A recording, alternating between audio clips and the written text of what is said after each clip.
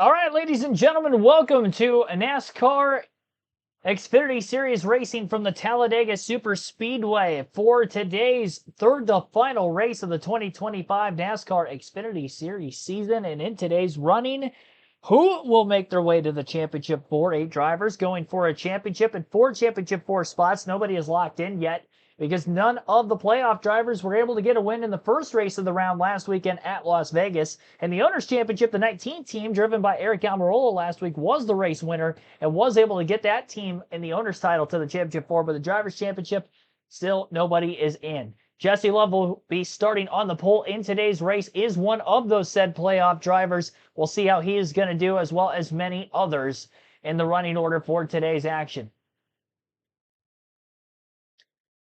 We'll go through the starting lineup here quickly as we are about to kickstart the stream. Jesse Love with being on the pole alongside William Sawalich in row number 1. Row 2 for Christian Eckes and Carson Kvapil. Austin Hill, Jeb Burton in row 3. Row number 4, Connor Zilisch, Justin Allgaier. In row 5, right behind those two, will be Eric Almirola, Brandon Jones rounding out the top 10. Sammy Smith and Brendan Queen will be in row 6. First Super Speedway debut for Queen in an Xfinity car. He won the ARCA race at Daytona earlier in the season. Sam Mayer and Blaine Perkins will line up in row 7. Row 8 for Daniel Dye, Sheldon Creed. Dean Thompson, Connor Mosack, row 9. Row 10, Mason Maggio and Nick Sanchez. Jeremy Clements, Ryan Ellis in row number 11. Row 12 for Ryan Sieg and Parker Retzlaff. Cesar Vaccarella, Jordan Anderson in row 13. Anderson could be a wild dark horse for the race win today. Anthony Alfredo, Nick Lights in row 14. Row 15 for Leland Honeyman and Harrison Burton. Josh Williams with David Starr in row 16. Row 17, Garrett Smithley, Brennan Poole. Row 18, Kyle Sieg and Joey Gase. Carson Ware, Taylor Gray round out the field in row number 19. 38 cars on the starting grid for today's NASCAR Xfinity Series racing.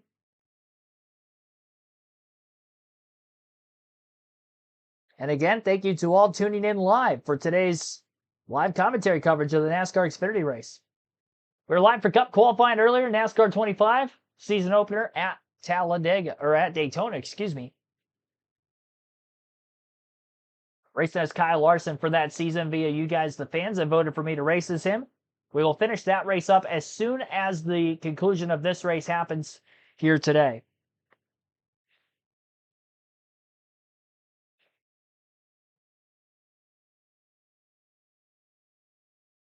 And hopefully I have sound back for that race later and it's not on mute like it was earlier. Scheduled distance for this event, 94 laps, 250 miles. Truck race yesterday went into overtime. Was originally scheduled for 85 laps and 225 miles. This race was supposed to be 9 laps longer. That one went 5 laps past the scheduled distance. So we'll see if today we will finish at that regulation length. Stage splits, 25 laps in both Stage 1 and Stage 2. Final stage will make up the final 54 laps to the checkered. And the point standings coming into the race today, you can see them scrolling across the top of the screen all race long. Connor Zilisch, plus 82 points above the cut line, is the first driver in. Justin Allgaier is plus 44 above the cut line to enter the round. Jesse Love, plus 20. Sam Mayer, plus 8. And then Brandon Jones, minus 8. Minus 21 for Sheldon Creed. Carson Kvapil, minus 22. Sammy Smith, minus 24. A win and a lock into the championship 4. If we get a winner not in the playoffs, then those 8 will have to fight for those spots the following week. Now, Connor Zilisch could clinch on points today.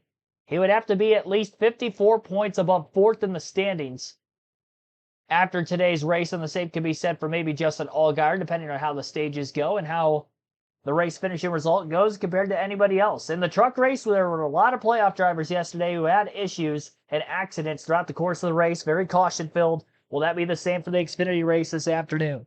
We'll have to wait and see. Michael Turner, Robert Goodrich, Chris Davis, Bam Hall. Thanks for tuning in. You guys are the first in the chat.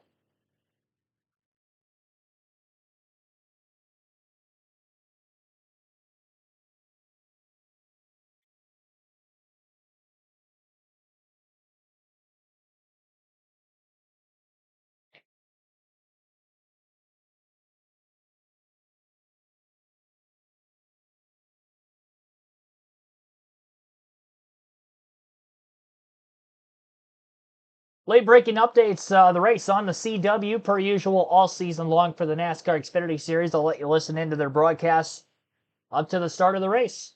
Adam, in April, it was a photo finish as the caution came out that determined the winner here, with Jeff Burt finishing second to Austin Hill. Now, Jeff was very emotional after that finish, and this weekend he told me it still stinks thinking about how close they were. And he said it probably will sting a little bit forever. But he said after what happened earlier this year, we are hungry to prove ourselves. We know we bring fast race cars. I know what I can do at these style racetracks. His confidence level is very high as a two-time Talladega winner. He said today is all about redemption, Dylan. And Kim, maybe the guy and the car with the least amount to lose today is Eric Almirola in the 19 car, with a car that can win, that isn't having to worry about points or the pressure of having to win. They can just go try their best. And Eric said to me earlier, we can get on the plane at the end of the day pretty content either way. They do have some teammates today, namely the 20 of Brandon Jones, that are, of course, still in the championship fight. Eric said that they'll try to do what they can to not make things more difficult on them in the first two stages, but come stage 3, it's every man for himself. The 19 has a race they want to win for their guys. Almirola, outstanding with that win last week in Las Vegas, but one driver he was keeping an eye on the entire evening last week out west, Jesse Love, who starts on the pole today. Here's driver 2 pep talk. Looking good out front, homie. Let's keep it there all day. Let's execute a solid day, and let's get there again. Get that throat.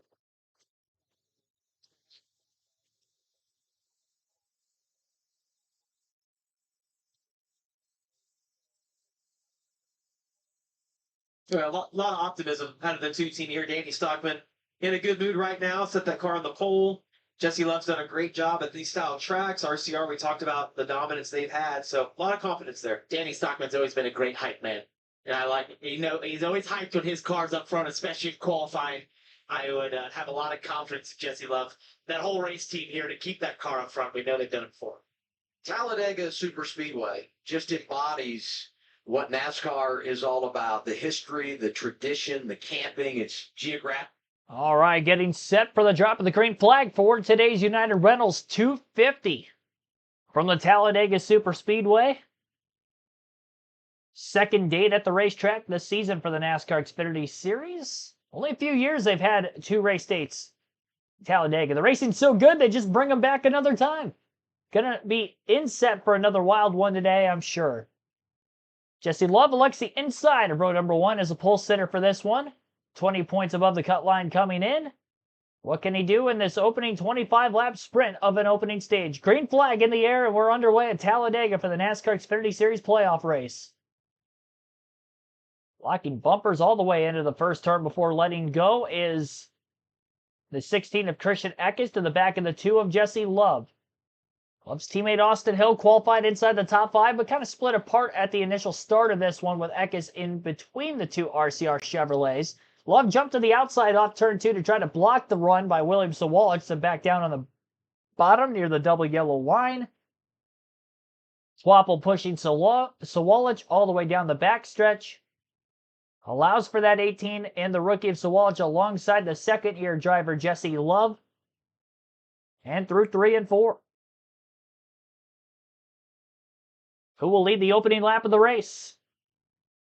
The 2 and the 18 really side-drafting each other quite a bit on this opening lap. And Sawalich by 9 1/1000ths of a second able to lead the opening lap. Jesse Love in second, Carson Kvapil third, Christian Eckes fourth, and Jeb Burton in fifth. That rounds out the top 5 at the end of the first lap.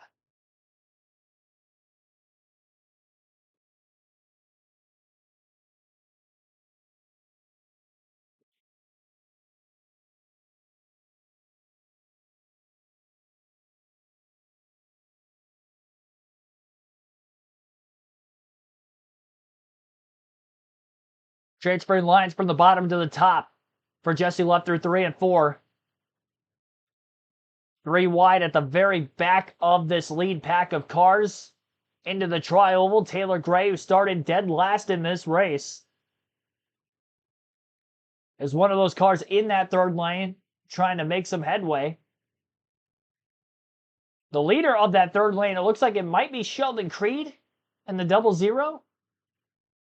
48 and the 25 of Nick Sanchez and Harrison Burton are also up there. Creed ducks down into the middle line now instead. In front of Brennan Queen, behind the 20 of Brandon Jones. Ducks out of line. Side drafts Jones.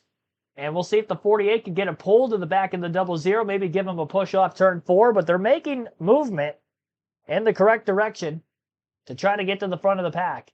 Top 2 cars single file and down around the double yellow for right now. Jesse Love leads, and in second, Christian Eckes. And then Sawalich side by side for third while still leading the outside lane. Jesse Love has led the last couple of laps.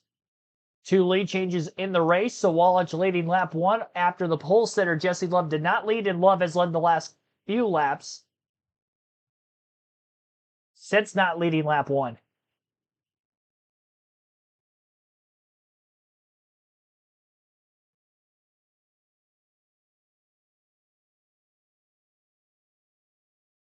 Love down around the double yellow line, stays there through 3 and 4. Sawalich has pulled back to the outside of the 16 for second place up off the exit of the corner.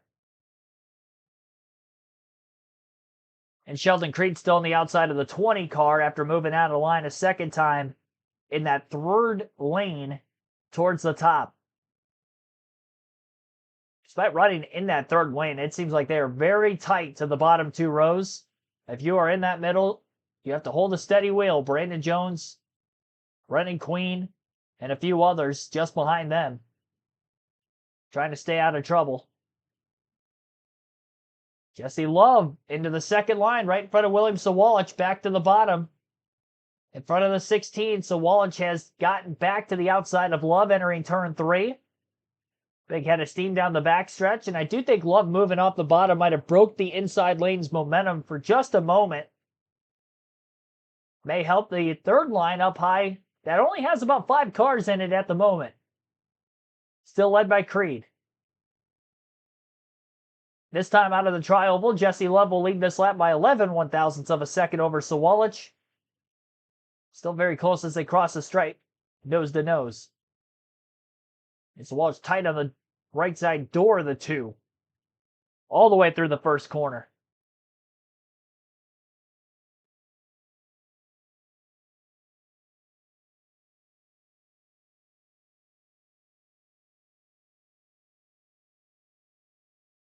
Creed is gaining momentum in that third line.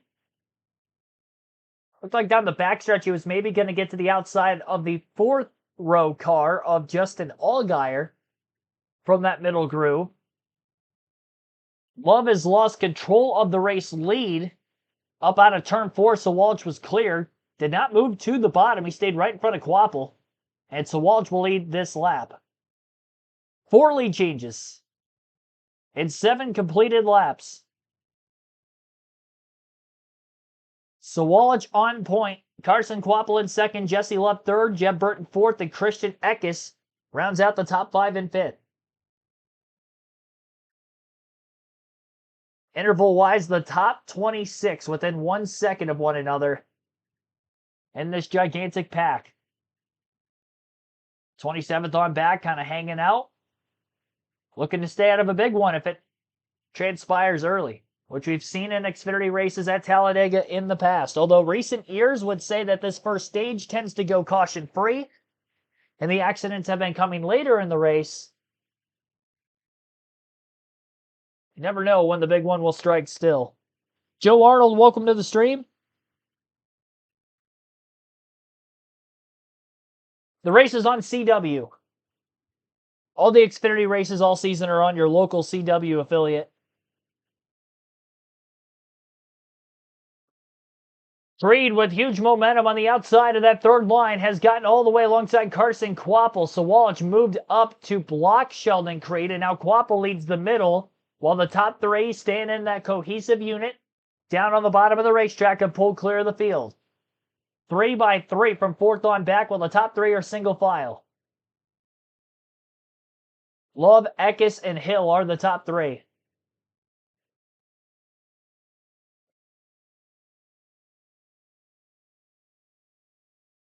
Lap number 9. Lap 9, and again, 4 lead changes. Austin Hill to the inside of Eckes after Eckes moves up in front of Quapple, and the RCR duo are now nose to tail along the double yellow line. At least for a moment they were. Jesse Love instead goes to the middle in front of Eckes to block him. Eckes clear the pack. Hill not clear the pack anymore in 30. Still on the double yellow line though. Eckes goes all the way to the inside in front of Hill entering turn 3. And back to the middle. A lot of mirror driving going on in those front couple cars. And the 26 car front running group that is pulled away from everybody else trying to hang away and save their stuff for the end.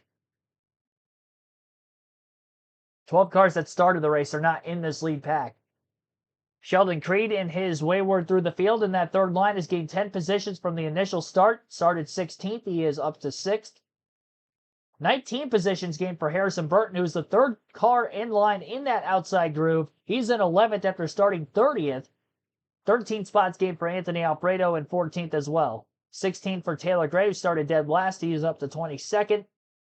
So those are the biggest movers. Again, a ton of spots gained so far for Harrison Burton.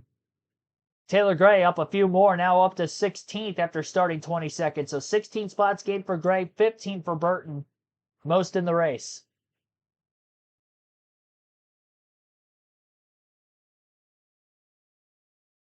At the start-finish line as we come to complete this next lap, lap 11. Three waffles, shifting and diving going on. It's been all over the place. A lot has happened here. The came into fray there for a second, was led by Sheldon Creed. They got all the way up to maybe third or fourth for a second. Then the middle lane started to struggle a little bit, and the bottom lane became dominant. So it's just been a lot of moving around and seeing which lanes are working. It doesn't seem like, to me, as I watch this, any particular lane looks like the one to beat. Maybe the ones that, whatever one the RCR car was, our RCR cars are leading.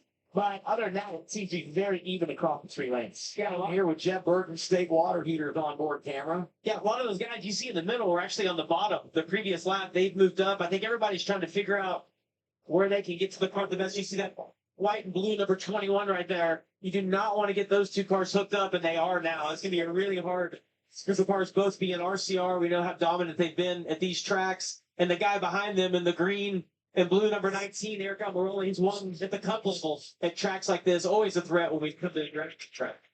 Jesse Love is in a comfortable place, leading at Talladega. Led 28 in the 2 laps here last year. Led 50 laps here in the spring. He's not led laps at all of his 12 career starts in the draft. This kid is so impressive and so quickly just gripped on to this stuff racing. Not least with RCRs. I know how fast their cars are, but to watch him do what he's doing right now is flat impressive. And to your point, just watch how often he's moving that car lane to lane. It's multiple times down each straightaway that he's protecting and covering different lanes, killing their momentum, then seeing another lane get momentum, covering that. And he moves all over the racetrack. And who did he really learn that from? I feel like in a lot of respects, the man behind him, the 21 Austin Hill, who's probably the master of doing that exact thing. Jesse Love has really gone to school on that, and he's showing it here today. He consistently moves at the exact right times to cover those lanes. Let's listen to their team as he executes out front. 1 1/4 to 21. 3 to the bottom, 27, no help. Colors though. 4 1/2, about 7 helps, but it's 7. It's hard to catch, so you have to do that. All right, As you listen to the communication between the spotter and the driver, I can't tell you how mentally exhausted you are when one of these races is over, because as you listen to all that as a driver, you're trying to process it. You're also looking to the rearview mirror the whole time he sees the 21 coming up behind him, and you're trying to time out. Are they going to pass? Are they going to the inside? Are they going to the outside? And then everything that spotter's telling you, when these races are over, you're just exhausted. Over halfway through our first stage, Love has led 11 Someone's very loose there. and he continues to control this field, but boy, is he working hard up front. And this move was key for Love to get ahead of the curve and take the top spot. Starts on the pole, and he is in charge. Driver 2 getting it done at Talladega Super Speedway. All right, here we go. Looks like it's going to be a commercial break on the CW with about 11 laps to go yet in stage number 1. And it's a side-by-side commercial break at that. So we get to watch the ongoing battle with Jesse Love leading the race. Austin Hill is on the outside lane, very close to the back bumper of the next car in front of him. Giving that said car a push up out of turn 4 and a run after Jesse Love. Love goes to the bottom, trying to block. Back to the outside. And all 3 of those top 3 cars that were on the outside have kind of scattered a bit. Only for Nick Sanchez to be the one to come out with the race lead, who was the one getting the push from Hill to overtake the RCR Chevy of Jesse Love at the front of the pack. So now Sanchez leads up out of turn 4. He got a lap car upcoming as the field enters the tri-oval. And turn in the middle of the tri-oval and hard against the outside wall. Sheldon Creed, Brandon Jones, and the big one in the center of the tri-oval on lap 16. 10 laps to go in stage 1. Jones got clipped from behind. He was in the middle groove of the racetrack, and as he came down across the lower line of cars, he right rear hooked Sheldon Creed, who hits terribly hard into the outside wall head on. And many others followed into the crash.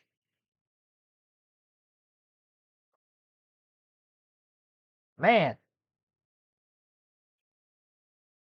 Heavy damage for Ryan Sieg in the 39. It's tough to tell who was all involved there, but there were quite a few. Creed's cars all sorts of tore up. Obviously being in the playoffs are Creed and Jones, who have heavy damage, going for a championship 4 spot, and today it's going to hinder their progress into trying to make it to Phoenix with a shot at the title. Sam Mayer, another playoff driver involved, with quite a bit of damage around the splitter in that right front fender of his race car. Both Haas cars, a JGR Toyota and Brandon Jones and maybe others could have been collected, but at least 3 playoff drivers involved in the accident. Jordan Anderson's right front is all sorts of tore up, the whole right side really. One of the heavy underdogs to win this race today is going to be done. Of those 4 that I just named, Sam Mayer looks like he is the only one that has damage that's at least repairable to keep him in the race. Going to be interesting to see exactly how fast that 41 car is going to be the rest of the way.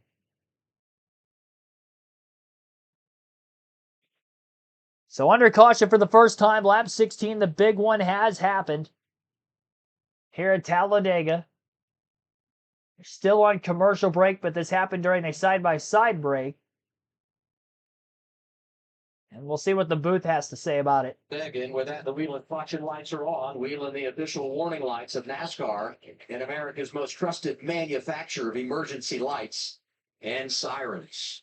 Playoff drivers involved. You see the heavy damage for the 00 of Sheldon Creed. His teammate Sam Mayer got a piece. Brandon Jones was damaged. We highlight Jeff Burton as the big one transpires here at Dega. Right, this is through the tri-oval. This is when the cars are most on edge right here. You see Jeff gets in the back of Sheldon Creed, gets loose, goes up the track, and gets into a variety of different cars here. It almost looks like Melee right Zero had to check up a little bit, getting loose. Jeff got into them a little bit, knew he was slowing down and moved up. I'd like to know what was in front of the 00, or did he have an issue? You see he's right behind Sawalich. It's like they all checked a little bit. Yeah. Kind of the accordion effect. Jones hooks him in the right rear.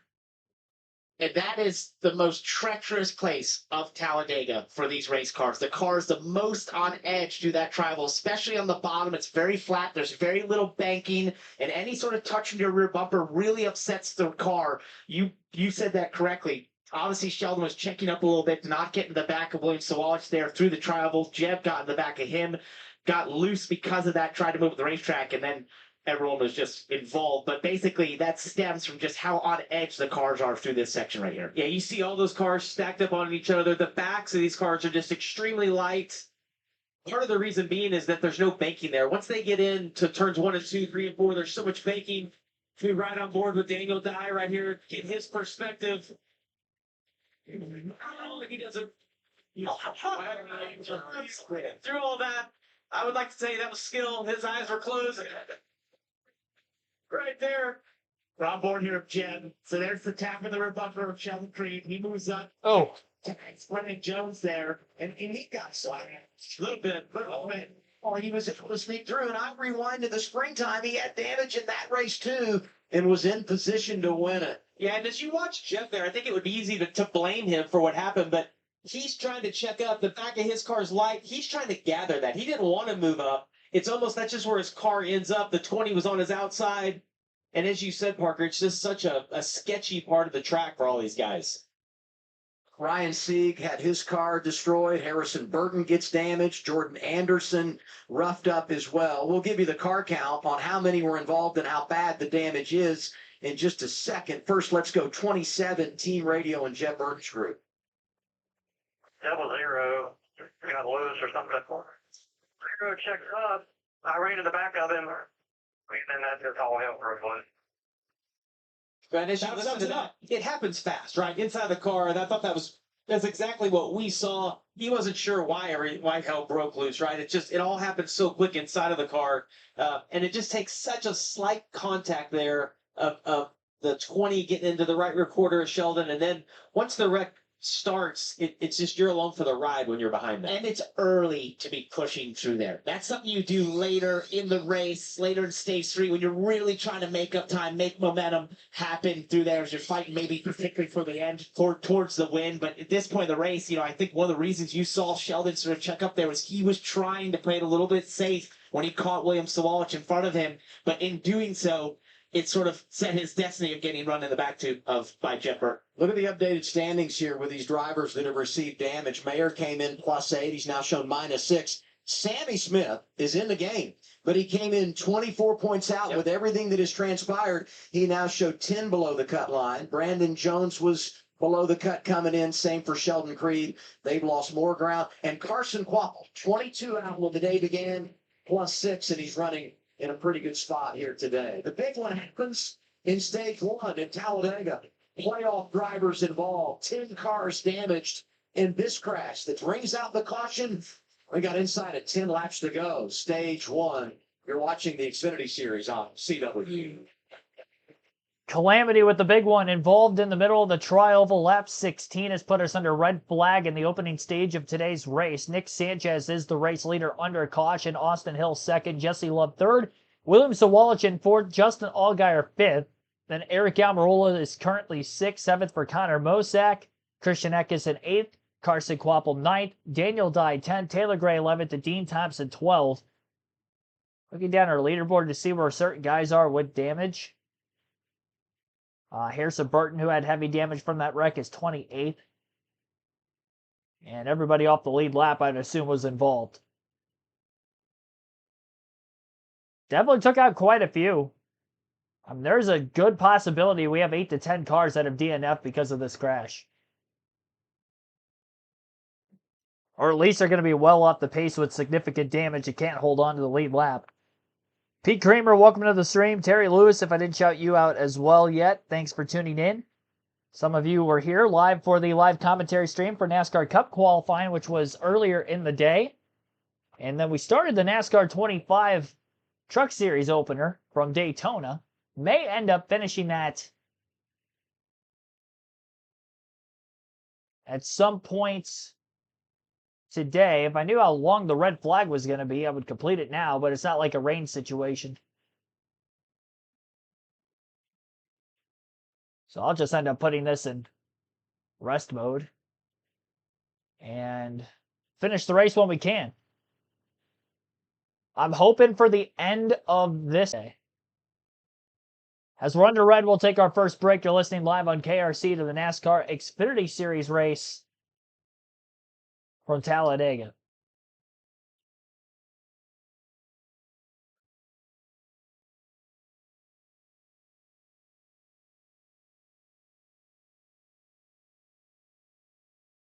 Boy, oh boy, big wreck early.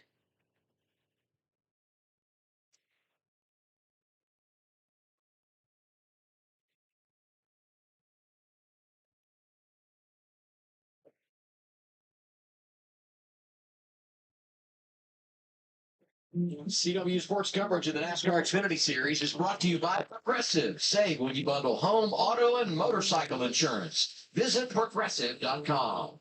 Toyota, let's go places.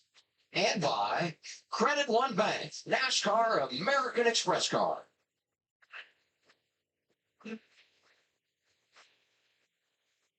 Sheldon Creed, one of the drivers involved in this early crash here at Talladega Superspeedway. Backing things up, going to pull it into the garage. Window net is down. There's no bodywork left on that race car. Man, starting to look like a modified, Yeah. you know? Brandon Jones sitting idle. We're now under the red flag, and so these teams can assess what they want to do. But because we're under the red flag, NASCAR rules indicate you can't work on the race car. So you put your plan in place so the minute that we go back to yellow, you can start the process to getting things where you want them. As we get ready to celebrate our nation's 250th anniversary next July, the CW is honoring the people who make our country so special. It's all part of My American Story, and we're kicking things off with NASCAR's own Connor Zillage, who's got an incredible story to share. Hey, I'm Connor Zillage. This is My American Story. My parents, my mom and my dad, have been behind me since day one, and this sport is not easy. There's been a lot of uncertainty along the way. Nobody in my family let me quit, and I think that's why I'm sitting here today. Every day I wake up and I remember 10-year-old me with a dream, and 10-year-old me is what motivates me. Like, I wanted to get to the highest level, and I wanted to be winning races and championships. Nobody's going to sit around and wait for it. You got to put the effort in and wake up every day knowing that if you don't do it, somebody else will. Winning a championship, I'm guessing you would probably see tears out of me. Brought to you by the Xfinity 5-year plus guarantee. One internet price, 5 years, guaranteed. I would say there would be tears if he won the championship. There should Of course, be. what a season. Yeah. Well, I think that's a great comment by Connor right there. A lot of times when you see emotions, not just from race car drivers, but from athletes in general, it's because of how hard they've worked to get there. Everything that they sacrificed, everything that they've done. And when you finally get that major success or that huge win, it's like just a sigh of relief, and the emotions sometimes overtake you. And living up to the dream that you've set out to accomplish, and everything it takes to go after this, and your family, and you mentioned his family, what they put into it, especially in the motorsports realm. It really takes a full commitment from the full family to go after this and try to make it into a career. And with the season he has had, the ups and downs and everything that's incurred this year, I definitely would not blame him for being emotional. He's in the round of 8. So is his teammate, Sammy Smith. They're just outside the top 10.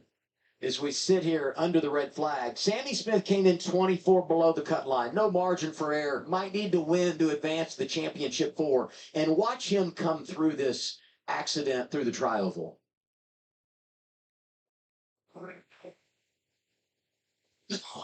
They cleared out just right in time for Sammy. You wanted to pin on your spotter there, but that's really just on the brakes, kind of looking around, and it's instinct to get through those moments and luck. The one thing I will say is he had a slight advantage, which was actually being at the back of the pack, so you don't have to look behind you as much. You can get on the brakes a little bit harder, give yourself more time to assess where all the cars in front of you are headed, where they're sort of going as they get hit into each other, and go, okay, this is the path I'm going to go towards. It's those cars in the middle of that pack that we say is sort of the danger zone. The reason being, it's not only because it's most likely where the wreck will occur, but for if you're trying to avoid it, you have so many cars behind you that can run in the back of you and force you into the wreck. If you're riding towards the back of it, it gives you a little bit more time. Well, your reaction is to get on the brakes hard immediately and get slowed down, but there's been so many wrecks happen because the car in front gets slowed down and the one behind doesn't know it's there and gets run over.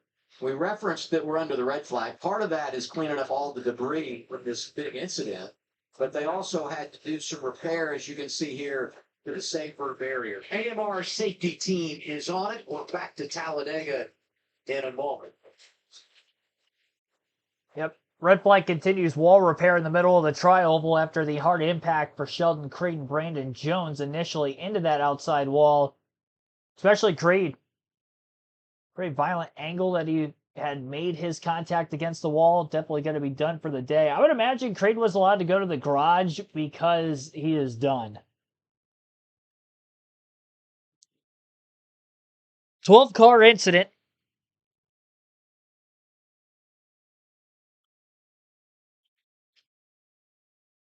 As we are under red, the drivers involved include Brandon Jones, Jordan Anderson, Sam Mayer, Anthony Alfredo, Jeremy Clements, Brendan Queen, Ryan Sieg, Sheldon Creed, Carson Ware, Jeb Burton, and Harrison Burt. All involved.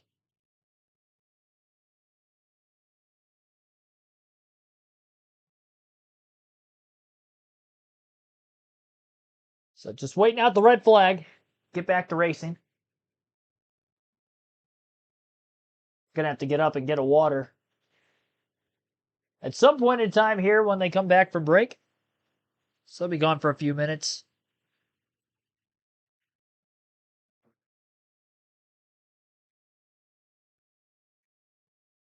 Up to 26 likes on the stream. Our goal to get to 50 during the live commentary stream for this NASCAR Xfinity Series race.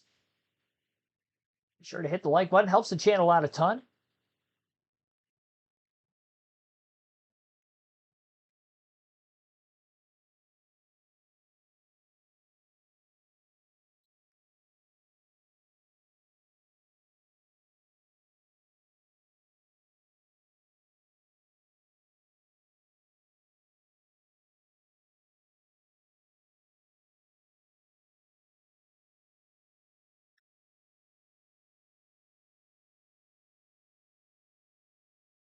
TV series Law and Order Toronto. Criminal Intent is on the CW.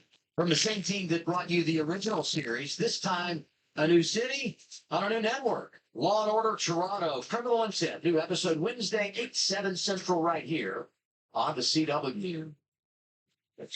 Today it's the NASCAR Xfinity Series playoff race, Talladega Super Speedway. The big one always a part of the equation.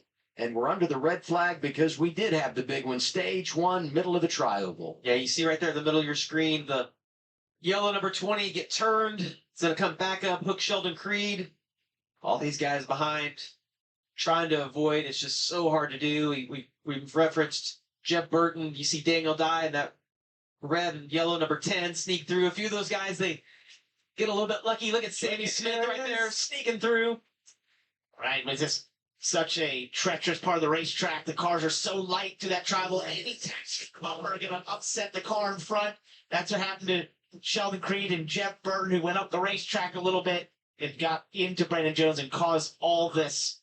It's what we see often in Talladega. You put a pack of cars 3 abreast, you can have accidents like this. Tough break for the Ford family of drivers. Harrison Burton got damaged. Creed done for the day. Sam Mayer had a wounded race car. Ryan Sieg also done for the afternoon. Down to Kim. Yeah, and Ryan Sieg out of the care center. We just watched that replay, and you were tensed up and kind of holding your breath watching it again. So what can you tell us from the seat of your car on what happened? Yeah, I just saw the 20 sideways, and then I was just along for the ride and just thought I was through it, and then the 00 just came right up in front of me, which I didn't even have time to brace. So it's like those are always a little harder when you don't know nothing's coming. But it looks like some of them guys were pushing a little heavy through the travel where the cars are already light. They've been pretty all day, and then just a little heavy on the pushing at lap 13. Were you surprised to see such a big wreck so early? Of course. It's lap 13. But no, in all, we had a fast science forward. We were making our way to the front like we needed to be and tried to stay out of the wrecks, but sums up our 25 season, just wrong place, wrong time. But just hats off to everybody that worked so hard with Haas and SciAps and Ford. Just sucks to end so early. Gotta agree with Ryan there. It's been a tough season for them. It seems like anything that could go wrong has gone wrong at times for that race team. But I agree with him on the fact that, lap 13, you're not expecting a lot of pushing through the tribal. It's just too dangerous. The cars are too on edge. It's something you see late in stage 3 or the end of a stage in terms of going for the points at that point in time, because the cars are just so hard to push through there. It's a massive risk that you take through there. And I think what caused a lot of this was Sheldon Creed playing it a little bit safe, trying not to get in the back bumper of Sawalich, and Jeb just didn't react quick enough to the 00 checking up. We continue under red with that and have an opportunity to go over to the CW garage and say good afternoon to Carla Metz. Yeah, holding things down here in the CW garage. Adam, a lot happening in this race so far, but a lot happening in the sport earlier this week. Some big headlines to get to in the series this week. One immediately impacting Viking Motorsports, who announced this week that Connor Mosack will drive the number 99 for the remaining 3 races of the season, replacing Matt DiBenedetto. And then an even bigger announcement, right? Justin Allgaier's crew chief, Jim Pullman, going to finish out the season with the number 7 before moving to RCR to become Kyle Busch's crew chief in the Cup Series. That's going to happen next season. Allgaier told me this week He said, yes, of course. I was sad when we sat down to talk about it, but I told him, you'd be crazy not to take this. He said, I'm just happy to have been a part of his story, to showcase his abilities. He's worked so hard his whole career for this opportunity. And he added, Adam, I'd love nothing more than to end his time at JRM with another championship. So these next couple of weeks mean even more for that 17. Yeah, Pullman told me this week, Carla, that he's looking forward to working with a couple of Hall of Famers next year at NASCAR's top level. But I just think of the residual impact in 2026 of all these changes at Junior Motorsports. 25 has been magnificent, but that organization is going to look totally different next season. Definitely will. And I think for Jim Pullman, this is something he always wanted to do, is to race on Sundays and go have that opportunity. And it's a shame for Justin Allgaier, of course, with all they've done together. I feel like Justin really handpicked him and wanted him to be the crew chief of this 7 car. It led to finally getting that championship. That's going to be tough to replace. And a big risk for Pullman from some people, I think, in terms of going there to work with Kyle Busch, try and get him back to victory lane. I'm of the opinion Kyle Busch still can get back to victory lane. I tell you what, if you zoom in on that headset just a little bit, you see Jim Pullman's nickname right there. They call him Pooh Bear. Great guy. He's been around forever in the sport. He's worked on a lot of teams that I've been a part of. I remember when he was a tire changer. I think it's really cool, and we saw that the Connor Zilic, American story. Same thing for these crew chiefs, right? I mean, he started out, he's raced a little bit, but he's worked his way up the ladder, and to get to go and work with a guy like Kyle Busch, good for him. I think everyone in general in the garage is thrilled for Jim. Let's continue this theme and get a little 7 radio here. That's kind of where you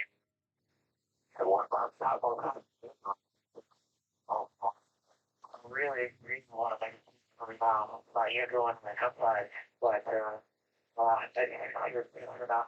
even though I'm third, I don't want you to think I'm all that good. Let's try to get full context. Chris was up in here.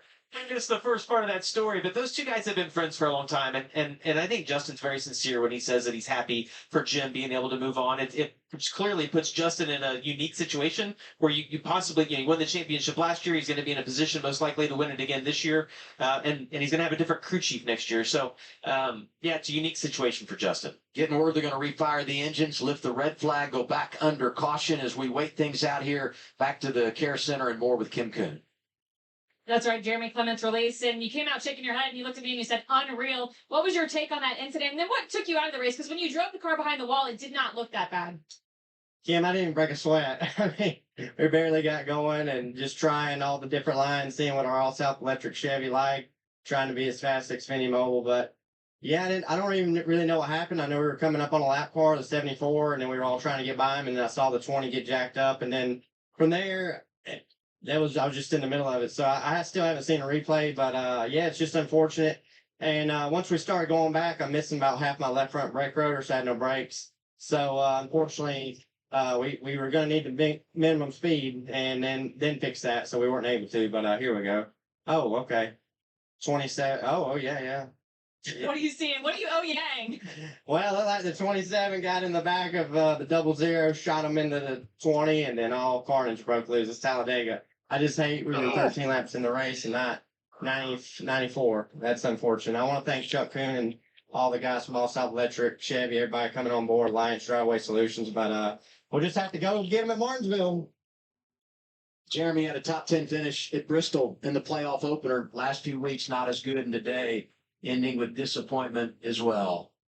And this kind of a home game for them, not too far from their shop in Spartanburg, South Carolina. Typically, when we have a wreck like this, it calms everything down for just a little while. Everybody's like, okay, we've gotten the wreck out of the way, and things will calm down until we get to the end of the stage. Well, it thins the field a little bit, too. It takes a lot of energy out of the pack, for sure, and I think it's a reality check for a lot of the drivers as well who saw what happened there, that incident through the travel, to say, okay, maybe I don't need to push you there right now. Red flag was officially 16 minutes, 19 seconds. Everything is back repaired and where it needs to be. Pit road is open. And it looks like some drivers are going to come down here. Zilic, Taylor Gray, Dean Thompson, a few rookies. And you can pit here and then stay out at the end of the stage and make it to the end of stage 2. Let's follow up and get reports starting with Dylan.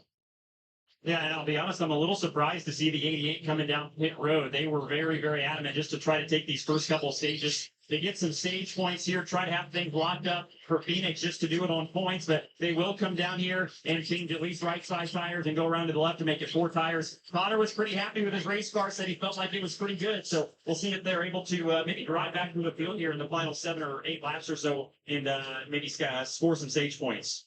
This might be a show, or Yeah. you just hang at the back, take care of your race car, and then you cycle to the front when others pit at the end of the stage. We had a special visit from some of our favorite WWE NXT superstars recently who really got the full NASCAR experience, from taking part in a pit crew challenge to hitting the go-kart track with some racing tips from Sam Mayer and Cole Custer. Here it is. How's it going, guys? Cool. Yeah, we're excited to show you guys around and see what we do around here. Yeah, it's gonna be tough. I like this one. Yeah, it's pretty sweet.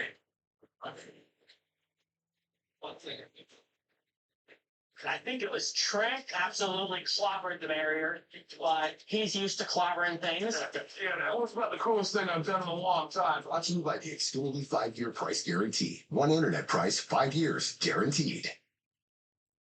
Safe like repair, safe like replace. I wasn't expecting them to go to commercial right after that. Thanks for everybody staying tuned in or tuning in for the first time today under a red flag period that has just been lifted. We're back to caution following the big one at lap 16 here in stage 1. Massive crash in the tri-oval after contact with Brandon Jones. Oh, really, Jeb Burton. Jeb Burton's car pushed tight from the bottom lane, washed up into the middle groove while the field was running 3x3 for most of the pack. Sheldon Creed, who was in the, Brandon Jones, who was in the middle groove of the racetrack, got clipped in the left rear by Jeb Burton.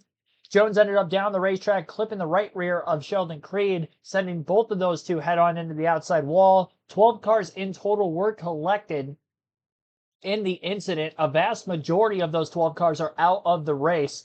Of the 12, there are 9 of them who are no longer on the lead lap, which would include Brandon Jones, Anthony Alfredo, Jordan Anderson, Sheldon Creed, Ryan Sieg, Brennan Queen, Jeremy Clements, and Sam Mayer.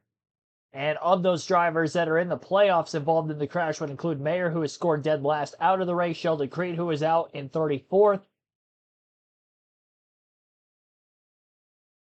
and Brandon Jones, who is off the lead lap, but 1 lap down in 31st. So we'll see if Jones can continue, maybe get the free pass and get back in this. David Tony, welcome to the stream. Pulling for Junior Motorsports.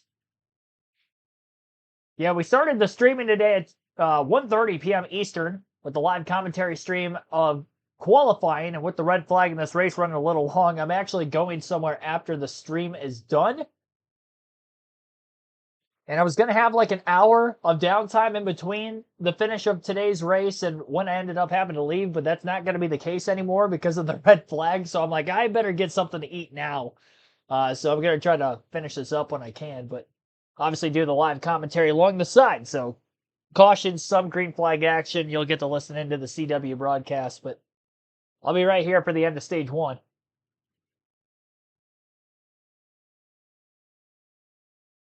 Never too late for a fridge date. No, it isn't. And I like that expression. It rhymes and everything. It rhymes, it's truthful.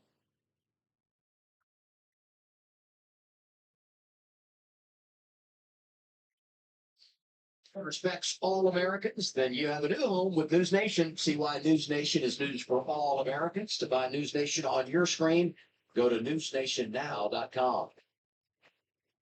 I'm ready to go racing again. Red flag of nearly 17 minutes. And extended caution period here with this accident. But we're going to have 5 laps to go when we go green to end stage 1. The current leader is that 48 of Nick Sanchez, that brown car there on the bottom. We didn't get really to tell this story a little bit, but he was 16th by lap 15. He was first. He gained 15 spots in 4 laps to get the lead of this race right as that wreck happened. Well, be attentive when we go side by side because a lot happens and you just don't miss it if you really pay attention. Among the things that happened a while ago, not not just the big crash, but Nick Sanchez getting to the front. He's in control. 5 to go. RCR. Sam Mayer coming back onto pit road again. I think he tried to go one more lap under caution so he could pick some positions up because he was scored in last and then come into the pits. Obviously, every point matters for him being in the playoffs. Green flag back in the air. 5 laps to go in stage 1. Nick Sanchez is the leader of the race. The 2 RCR cars of Austin Hill and Jesse Love up on the outside of the racetrack. Everybody's pushing their way forward into the first turn. Again, following the crash, only 28 cars are on the lead lap. A lot of those drivers taken out of the race. There were 26 cars that were in this lead pack at the beginning. Quite a few still hanging out at the back so they can miss a potential wreck. Smart move early, especially if you're not running for a championship at this point. I mean, there's really no cause for you to try to really push the issue early in this race. Be a little bit more on the patient side. All RCR at the front of the pack. Austin Hill, Jesse Love. Both moving up in front of the 7 of Justin Allgaier. Might have backed up the middle groove of cars a bit. 2 Junior Motorsports Chevrolets to the outside of another. Carson Kvapil and Connor Zilic, the rookies, out in front of the 7 of Allgaier. And they get blocked off by Love and Hill as well. It's kind of a cohesive RCR unit as they try to block to keep their cars out in front of the rest of the pack. Love in the playoffs. Austin Hill was eliminated in the round of 12, but obviously still going for a race win. He's got 3 of them on the year. 2 at drafting tracks of Atlanta and Daytona. Here's Sheldon Creed with Kim Kuhn outside the Infield Care Center. Yeah, I got to see a replay, and I don't know, it kind of looked like the 27 was pushing me to enter the tri-oval and got me a little free, which really wasn't a big deal. And then, yeah, for whatever reason, he kind of shot up the track and got the 20 in the left rear and it got me in the right rear. So, yeah, kind of the bad part about having super speedways in the playoffs is I think if you're way down, yeah, it gives you an opportunity to win and be in, but yeah, you just lose a lot of control of your destiny. So, yeah, just hate it for everyone at Haas Factory Team, Ford, Roush Yates Engines, Road Ranger, Pit Boss, Ollie's, Freeman Jackman, Health Automation, everyone that works on this 00 car every week. Just, yeah, was hoping to have a good day. And, yeah, now we have to watch it from the infield and gonna have to go win next week. No doubt. 8th DNF of the year. Must win next week at Martinsville. Coming to 2 to go. Wow, 8 DNFs on the year for Sheldon Creed, as you just heard from Adam Alexander on the broadcast. Off the exit of turn 4, Austin Hill and Jesse Love still trying to control the pack. Allgaier has gotten to the inside of Love for second for a brief moment entering the tri-oval. He's got the 19 of Eric Almirola, winner from a week ago, right behind him. 21 to 2 are cleared, and maybe even Kvapil clear on the outside as well in third. Allgaier and Almirola drop down to the double yellow line rather than the middle groove of the racetrack. Mostly side by side in this front pack. Love to the bottom of the racetrack, trying to make a move to maybe win the stage with a lap and a half to go. On the inside of Austin Hill down the back straightaway, but Kvapil will stay with Hill up on the outside as he looks to separate the 2 RCR cars. And Connor Zilic in the 88 got a push from Taylor Gray from the 3rd car in line on the outside behind Kvapil. Pulls out a line from the 1 car. He doesn't go with his teammate. They're side by side for 3rd. Love able to pull clear back into 2nd because of that move by Zilic. And now Zilic getting a push from Allgaier. Carries that into Love. Love washed up to the outside. 1 lap to go. Stage 1. Austin Hill leads. Zilic underneath of Love to the inside, entering turns 1 and 2. Love side drafts him on the right side of his race car.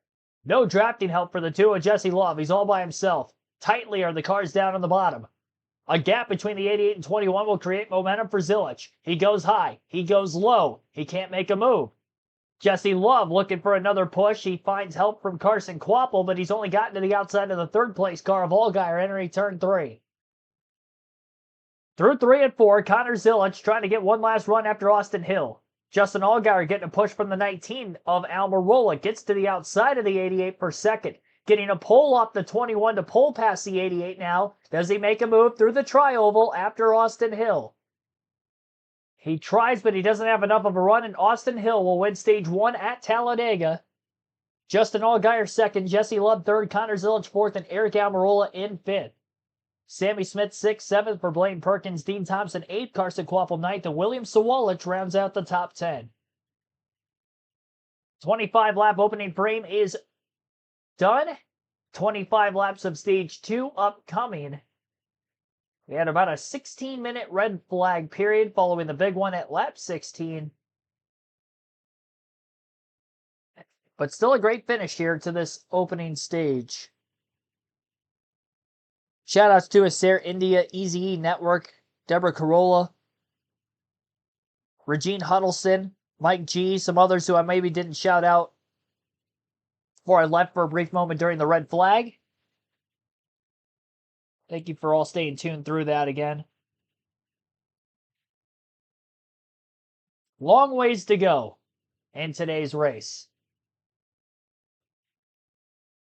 Not sure when I'll finish up the NASCAR 25 truck race opener for that season mode. At Daytona, we finished the first 2 stages between the Cup qualifying and the Xfinity race here today at Talladega. Whenever I do end up finishing that or decide to finish it, I'll let you guys know. I was wanting to kind of do it after this race is over, but if this race isn't done by 6:30, then I'm not going to have enough time to be able to finish it. So if I can't finish it in one sitting, then I'm not going to resume the race. Probably just end up having to finish that and then also run the Xfinity Series opener all in the same stream, which will also be at Daytona for NASCAR 25.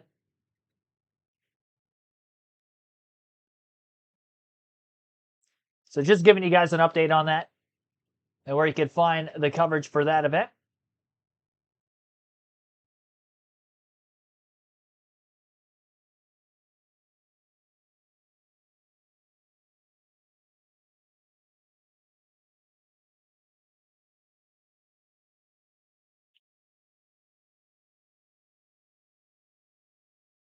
So end of the opening stage now.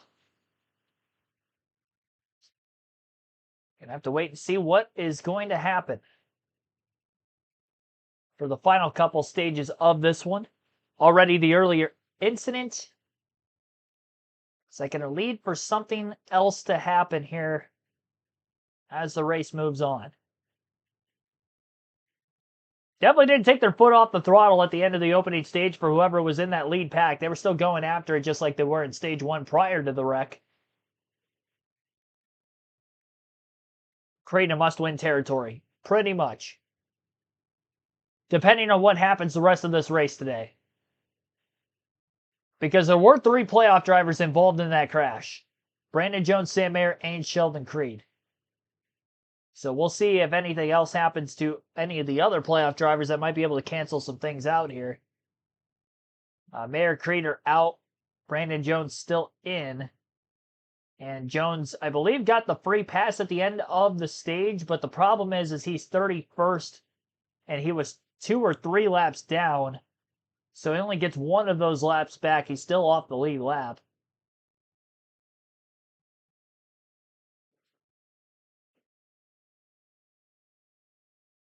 Playoff drivers to get stage points in the opening stage include Allgaier in 2nd, Jesse Love 3rd, Connor Zilisch 4th, Sammy Smith in 6th, and Carson Kvapil in 9th.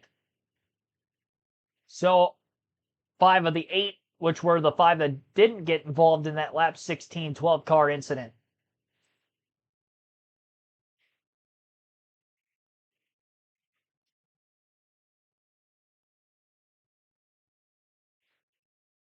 Way came in at plus 44. Jesse Love, though, we had 3 stages in the round of 8. Number 2 has been outstanding. Connor Zilisch comes back and gets some stage points. And Jesse Love wins the active award there in those last 2 or 3 laps. He moved through every lane, trying to find the momentum, trying to find a partner to push him past his teammate there, Austin Hill. He couldn't make it happen, but he definitely was trying the hardest of anyone out there. I also want to mention Nick Sanchez. You know, he restarts in the lead, and he referenced it. I mean, he comes from the back to the front, and then on that restart, he goes back to 14th at the end of the stage. And he got stuck on the bottom and just it couldn't get up. And it's one of those moments or those instances where every decision you make is the wrong one. Sometimes everything goes your way. For him, those last 4 or 5 laps, every move he made, that lane just kept going the wrong direction. Curious to see what strategies play out here, too. Do you get 2 tires, you get 4 tires, you maybe think fuel only. And then also, what do you do if you're Connor Zilich, Taylor Gray, Dean Thompson, some of those drivers that have already made a pit stop? Zilich is coming. Progressive Pit Road is open. Here's Kim Coon. And for the two of Jesse Love, he said the car is really good. Just need for grip. So you see that track bar goes down to fuel only for his teammate Austin Hill. They would put tires on it. He said really good out front. Could stand to be 2 numbers freer to drop down more than 1 lane, Dylan. Eric Almirola, third from the bottom, had some feedback I've never heard before. He said, my car doesn't want to pull through the tires, so they're not going to make any chassis adjustments or anything. 4 tires and fuel for Justin Allgaier as well. Pretty happy with his balance. Race off Progressive Just Williams comes off first, plus 11. We'll investigate what happened there, what kind of strategy. Love gets a spot. Zilich picks up 1. Nice gains for Taylor Gray, and Austin Hill goes 4 in the wrong direction on that cycle of stops. Stage 2 coming up on CW. All right. Good chance quite a few drivers might have stayed out of the pits to leapfrog in the running order because they might have pitted when pit road opened after the red flag period with less than 10 laps to go in stage 1. That would have opened the fuel window up to making it to lap 50 at the end of stage 2 at that point. So good possibility of that.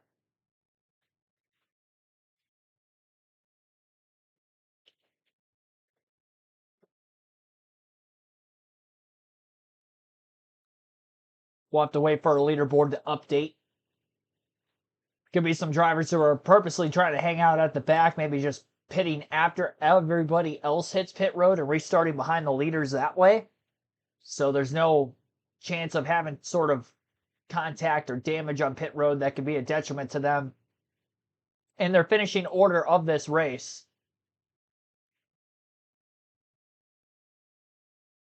Don't want to get taken out in a non-on-track incident, especially if you're a underfunded team trying to make the most of your opportunity, which is the equalizer of restrictor plate racing at a track like Talladega. With the end of the stage upon us, we'll take a quick break. You're listening live on KRC as our full race Xfinity Series coverage continues.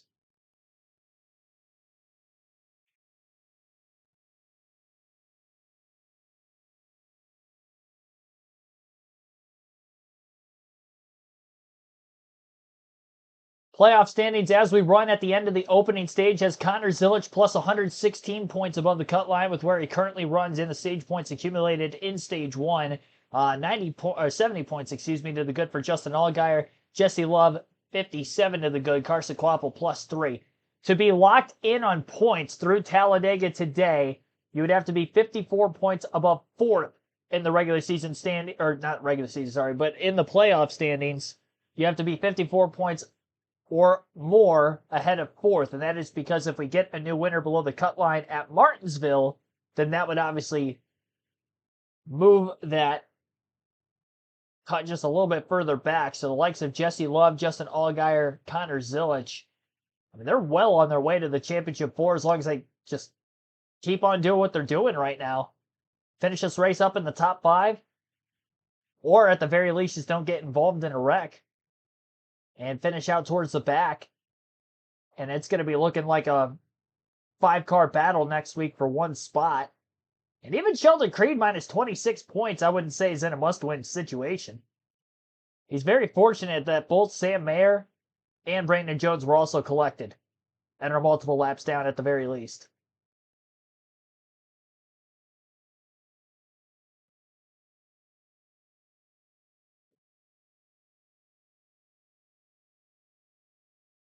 These guys start to spin in front of him. He has nowhere to go, right? It's incredible. He had to think that he was toast. Welcome to Viking Motorsports. The bad news is he just made his pit stop too fast exiting, so he'll have to come from the rear here to begin stage 2. Kim? Sam Mayer released from the care center. Part of that incident, the team tried to get the damage fixed, ultimately ran out of time on the DBP. So what do you make of the incident and then your team's effort to get it back on track? Yeah, I mean, we did a really good job getting it fixed. Like, that thing was really messed up. But they did a great job, like, hitting that well, like perfect nice and go. And just the DBP clock by a couple seconds. So a little bit silly. I wish we were still racing because we've been letting Sam Thomas to that. I'm going to be sitting here and watching with you guys, so we'll see how it goes. But huge shout out to everyone at Hot Factory, Ford, Audubell. I was really looking forward to this one. We talked about that earlier, but yeah, just a bummer that we get to kind of sit back and watch the points kind of just go away from us. But just really proud, and I know that we can go lay a heater down in Martinsville and be just fine. That's fair. Like he said, was very excited for this race until ultimately being taken out. Well, we talk about that DVP, damaged vehicle policy. You get 7 minutes to work on your car once you've been involved in a crash on track, and then you get a lap to go. You go back out. You got to beat minimum speed, and if you can't get your car repaired, you're done for the day, and that's the situation for them. So that's what he's talking about there. We look at the standings now as they run at the end of the stage. And a huge change, not just at the top of the advantage for Zilich, which was big anyway, but for all those drivers right around the cut line based on where they were entering this race. Carson Quapple came in below the cut. He's now +3.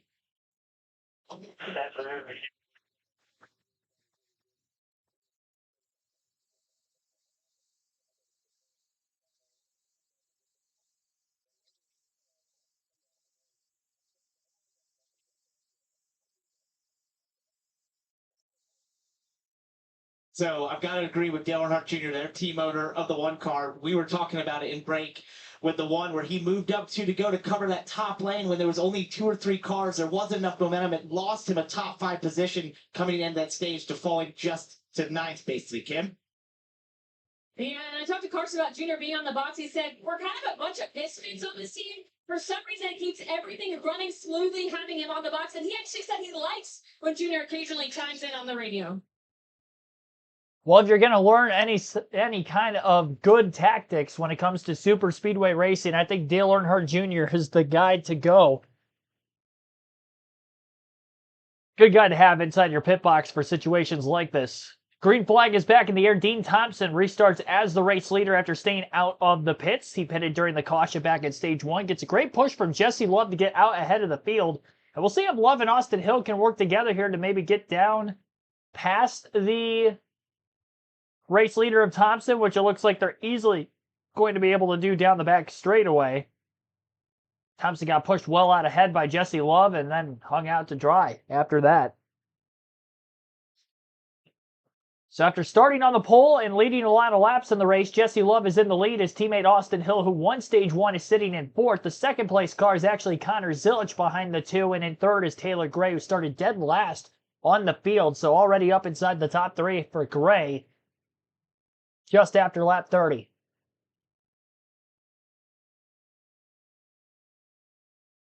Great job missing the big wreck when he was back in the middle of the pack when that happened. And obviously now up in a position where maybe he could get his first career win. We saw somebody for Toyota yesterday in the truck race get their first career Premier Series win. And that was Gio Ruggiero at Tricon Garage. So maybe Taylor Gray can get his first win in a NASCAR Premier Series event, also at Talladega in a Toyota here this afternoon.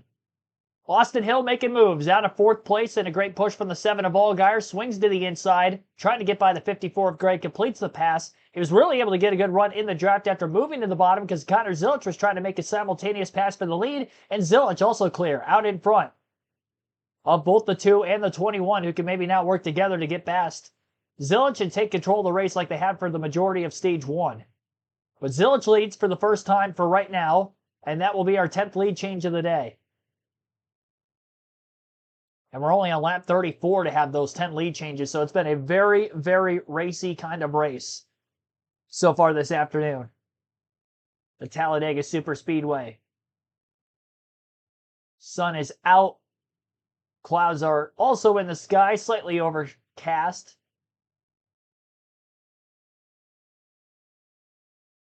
And there goes Love and Hill to the inside into 3 and 4. Love is going to be able to clear the 88. Does he stay to the bottom to try to bring the 2 with him before moving up? It looks to be the case. Off turn 4, stays along the double yellow line.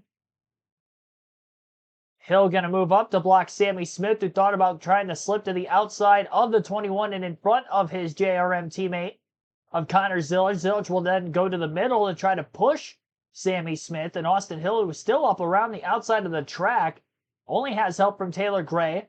So the RCR cars have been split up, but Jesse Love still leads off turn 2, lap 10 of stage 2 out of 25. Love from top to bottom trying to block 2 lines at once.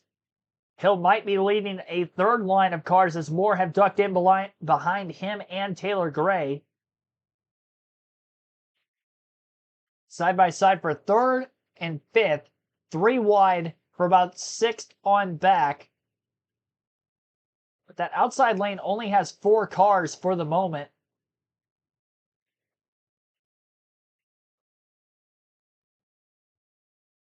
Could get a little extra help here down the front stretch as a few more cars move up in front of them and maybe stay to the outside, it appears, into turns 1 and 2. Austin Hill able to catch right back up with the leaders, but he is sitting 5th in line on the top, so he's boxed in with still 2 rows of cars underneath him. Pull clear of those 2, then he's going to have some space to roam wherever he wants. Now he's only got 1 row of cars underneath. Bottom lane is faded. Back to 2 lines of racing. Sammy Smith in the 8 for Junior Motorsports, up to 2nd. Smith won this race at Talladega in the fall last season. Advanced his way into the round of 8 after being in a big points deficit. He came into the day 8th of the 8 playoff drivers. Maybe he's got a shot now to try to go for a race win for the 2nd year in a row that this time could get him to the championship 4 with a shot to win at Phoenix, a track where he got his first career Xfinity win last season. 2 seasons ago, I should say, in his rookie campaign at JGR. Correct myself a couple times there. Won the 4th race of that Xfinity season of 2023. Spent last year with JRM. Kind of scraped his way into the playoffs. Got that 1 win at Talladega. Had a win at Rockingham earlier this year after, oddly enough, the guy who's leading this race right in front of him, Jesse Love, got DQ'd. So Love only sitting with the 1 win still. Which came on a super speedway at Daytona at the very start of the season. Hasn't won since. But if he can win Talladega today, that'd be big. Christian Eckes is up to 2nd as he was in the bottom lane for a bit. Moved up in front of Sammy Smith. Had clearance on him. Sammy Smith now back to 3rd. Got a big push with Sammy. End of the front stretch from Connor Zilic. Takes that run. Goes to the bottom. Jesse Love might have clipped the apron. Going into turns 3 and 4 with an aggressive block that picked up the 8 in the draft. The 8 is clear into 2nd. And now looking to get a push and go for the lead potentially. His push is going to have to come from a different Chevrolet, not at Junior Motorsports, but the Colleague 16 of Eckes. Zilic trying to do the same move he saw his teammate Sammy Smith make to get to 2nd past Eckes. Zilic does just that and will get to 3rd. Allgaier leads the bottom lane of the track. As the 88 moved up to clear the 16, he is now single file on the bottom. The 16 moves to the inside to pick some draft off of Allgaier. And Allgaier's all the way up to 2nd as he gets by Sammy Smith as well. Maybe not clear of the 8 car, but he's side by side with him at the very least. And Jesse Love back to controlling both lanes of the racetrack as all the lane changing goes on behind him as well. Drops up into the outer groove, middle of turns 1 and 2. Circuiting up off the exit of the corner and out of the wall in the back straightaway. We're going to have 12 laps to go, or we are at 12 laps to go in the stage. Allgaier is pulled to the inside of our race leader, Jesse Love, end of the backstretch into turn 3. A lot of speed being shown in that number 7 car. Side by side.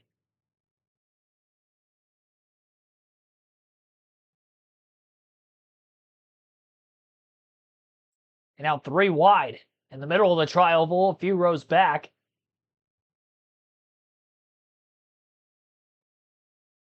Look to see the intervals within the top running order. 19 cars are in this lead pack, separated by about 0.8 of a second from one another. And of those drivers, the top 10 currently consists of Jesse Love in 1st, Justin Allgaier 2nd, Christian Eckes 3rd, Sammy Smith 4th, and Nick Sanchez in 5th. Austin Hill is in 6th, 7th for Leland Honeyman, Connor Zilic 8th, Carson Quapple 9th, and Harrison Burton in 10th as of the last time across the start-finish line.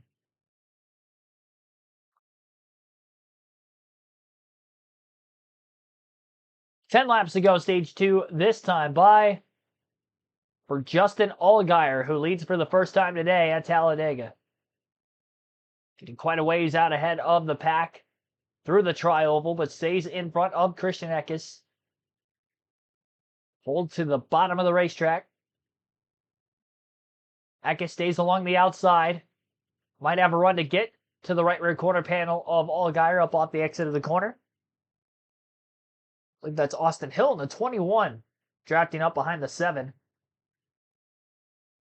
Allgaier moves up to cover the top and back down in front of Hill, entering turn 3 on the bottom.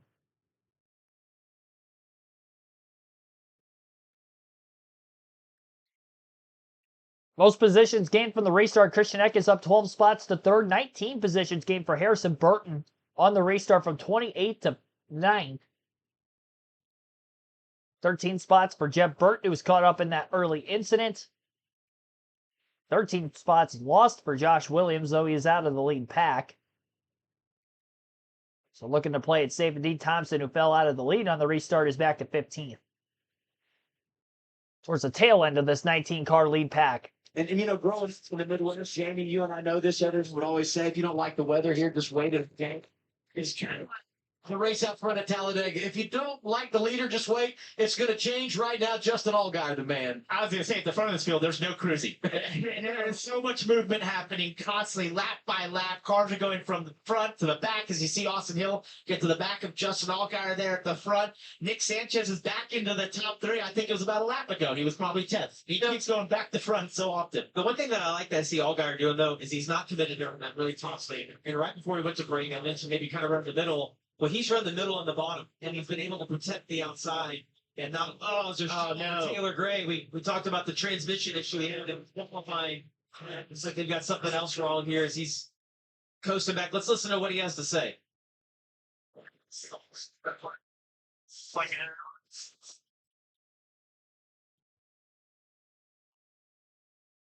Yeah, the back bumper there had a lot of fluid on it. It was real dark, which is probably an indication of some fluid coming out of that race car. So obviously mechanical issues continue into the 54 this weekend. Not been their weekend. Ironically enough, I think it was the other rookie at Joe Gibbs Racing that had a mechanical problem that took him up here in the springtime, William Sawallich.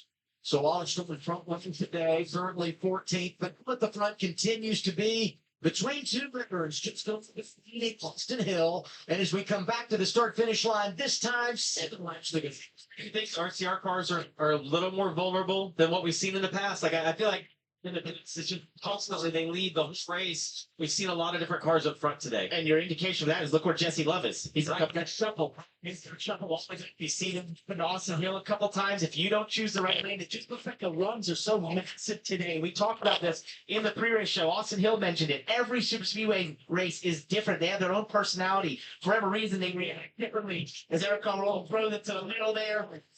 But for that reason, you have to evaluate it on the day, and this one is showing to have huge runs and having a ability for sure to make passes right now. Allgaier does a tremendous job. He's running that low line. When he sees the run come on the outside, he'll move up and slide in front of him. He's able to get back down. He's done an incredible job of being able to maintain that track position better than I feel like we've seen anybody at this stage in the race. Look at this 4 wide. 6 to go on the stretch. Oh, there goes Leland Honeyman. Adeline Simmons was there, and Connor Mozak collected as well.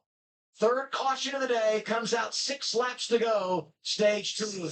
And I mentioned William Sawallich, and there you see his race car. Huge impact for Mozak right there. You saw him get turned and slide up head on into the wall. Dean Thompson. Big hit for Thompson as well. It's such a horrible feeling when you're in Mozak's position there, when you get turned up in front of the field, up the racetrack. A little damage there for Connor Zillage as well. The right front sort of pushed in. They might be able to push that out at least off the tire. But your eyes went directly to it out of my right front. You hear the right fronts down there for Connor Zillage. That 4 wide was so tight, and they weren't really in step. They were all sort of disjointed a little bit, and that's usually an indication of where you're going to see some bumper tag, just like we saw here. Daniel Dye's right behind Jeff Burton. But it almost looks like Daniel Dye moved up a little bit, and Harrison Burton was there, and he didn't know it. Leland Honeyman, the 70 there. That's the one. I got behind Jim Burton. But yeah, you're right. It's exactly that. It's when you're sort of not following the same lanes. Hey, look, Jesse Love, outside lane. Look how close this is. He had gotten shuffled out, and right there, he barely gets through. And Harrison Burton, who was involved in that first crash earlier today, they repaired the damage, and he too is able to avoid this.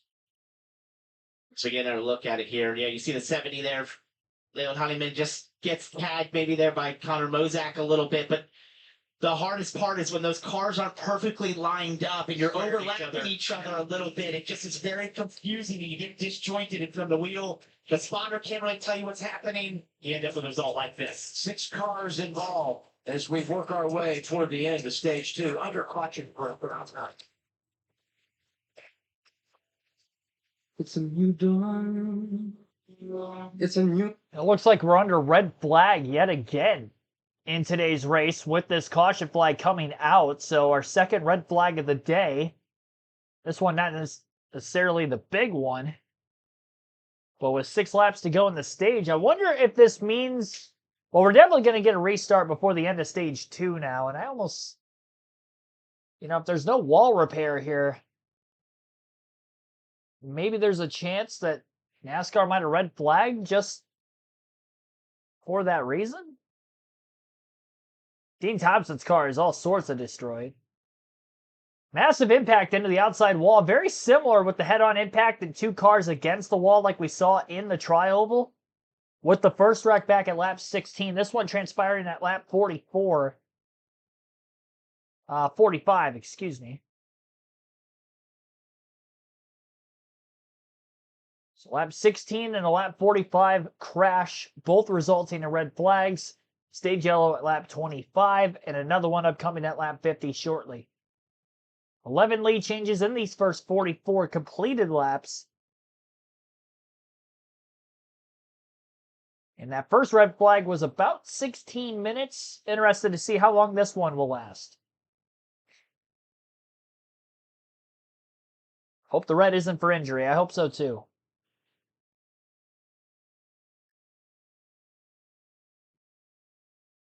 Hard head-on impacts on the outside wall a couple times now with these early incidences.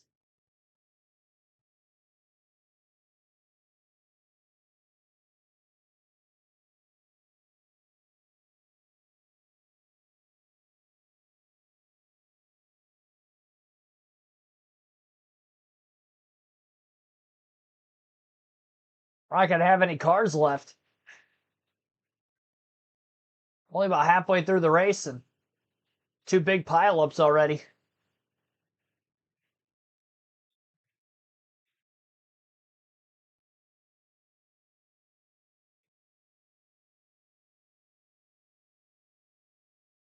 Yeah, Zilich's streak of consecutive top 5 finishes hanging in the balance as to whether or not he can continue.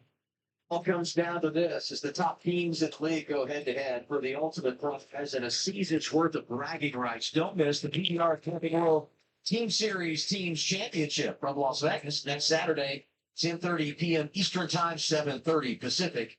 It's on the CW. So our third caution of the day has led to our second red flag. What do you do under red when you're racing here at Talladega? You just take a look at the map. Why not? Second driver we've seen do that. Jeff Burton there. It is the most comfortable place. It's very warm, and sometimes you just want to take that chance to just decompress, close your eyes for a minute. Let's get a report on Connor Zilich. They got some damage there. What's their story, Dylan? Yeah, they do. A pretty significant right front damage. As you can see, we've gone red again here, so the work has stopped. But we have a replay of them working on that area of the car that I thought was so interesting to watch. Watch as they take this tire off here. They get a hammer underneath here. They start pulling on this right front fender. Watch it just snap back into place here. A couple more hits. I think the crew guy is going to get out of the way anytime he should. Hey! They got to pull on it. There it goes. It just snaps right back into place. So they've got a lot of tape and stuff on there, and they do have the electric saws out. So pretty significant right front damage. But it could have been worse, I guess. And thankfully, there's composite bodies on these cars that work that way. The red flag coming out here, and you see the drivers involved in this crash, 6 of them. And, Toyota paid the price here. It was Ford in the first crash of the day that had so many cars eliminated or damaged.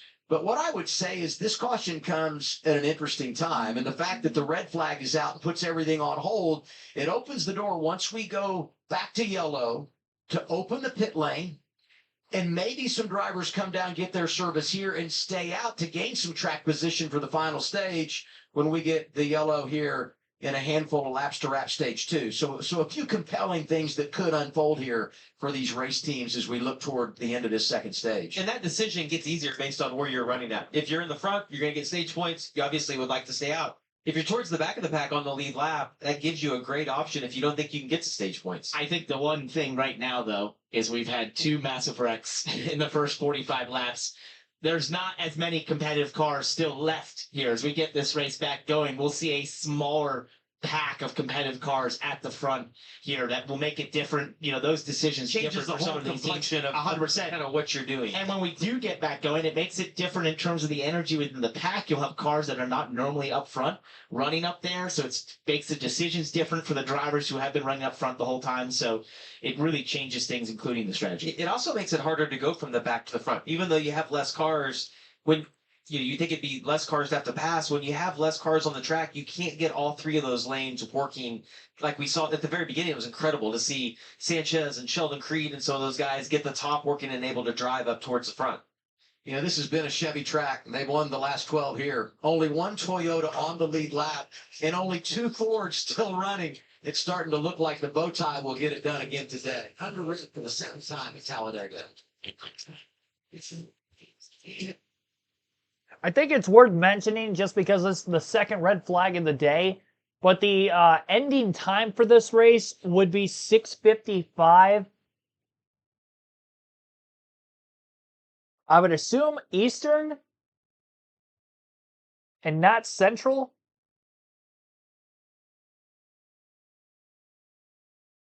And if it's 6:55 Central, then we have plenty of time, but I'm pretty sure it's 6:55 Eastern for daylight, which is only an hour and 20 minutes from now. Hour 25. We're only about halfway through the race. We've had a darkness shortened race at Talladega before. When Brandon Brown, different Brandon. Brandon Brown got his only career Xfinity Series win at Talladega, and it was in the fall race that season, too. Just a couple years ago. But some very lengthy yellows indeed. More than yellows, again, red. Joanne Ellis, welcome to the stream. Keep doing red. I would assume it's for wall repair again, like we did in the tri-oval during the stage 1 crash. I can't confirm that yet, but I'd assume that that is the reason for the red. The angle of crash was very reminiscent to the one we had earlier. Less cars overall were involved. This happened more towards the back of the lead pack.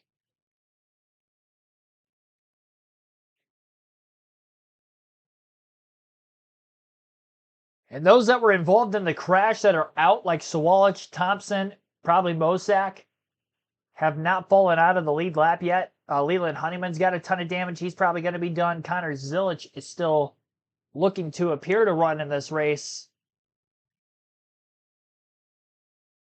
Carson Hocevar in the grandstands for the Xfinity race. How about that? Signing autographs, taking pictures. That's cool. It's a fan of the people.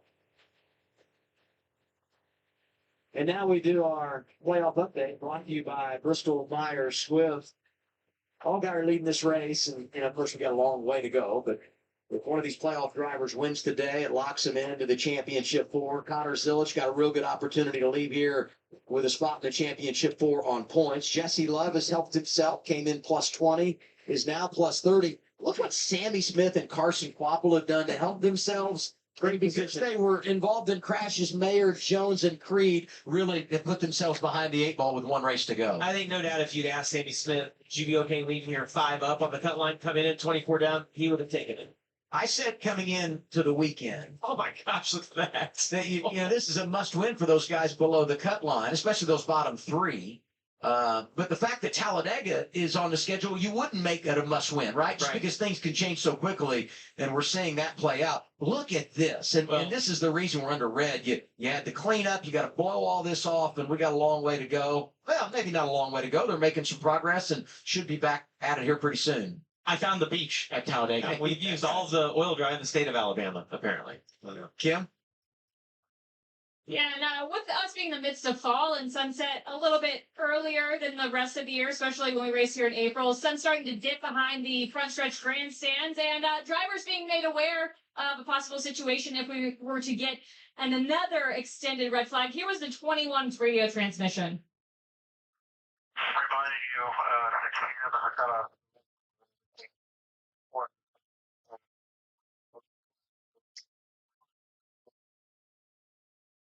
And you heard him say 6 p.m. the call for the race. We did have Dylan verify via a weather app here during commercial break that sunset here at the Speedway is 6:06 p.m.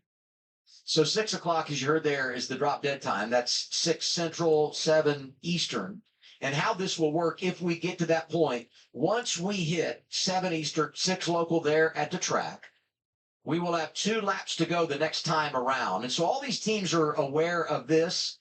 And that way that everybody's got a fair opportunity. Instead of just running to an unknown time, NASCAR, anytime they feel like darkness can be a part of the equation, will set this time, let all the teams know. Hopefully we're okay. Still got 90 minutes, and we're showing 49 laps to go, and we're going to cycle through this stage and all of that. But as Kim pointed out, 2 red flags today, we get another one, and we could be up against it. And it's good to point out to your driver that that's the possibility, that is the case, so that if you run into that, say, under green flag, and if you had told them for the first time, say, hey, the race is about to end 2 laps because of darkness, and you haven't told them that, they might say, what are you talking about, right? And obviously it changes the intensity level, the decisions you're going to make, and that sort of thing. So it's just good to keep your driver up to date on that situation. From in the car, we don't have any sort of understanding of time. It all feels pretty short at times, and then under these red flags, it feels very long, but you don't exactly know what time of day it is, so it's good to get that update.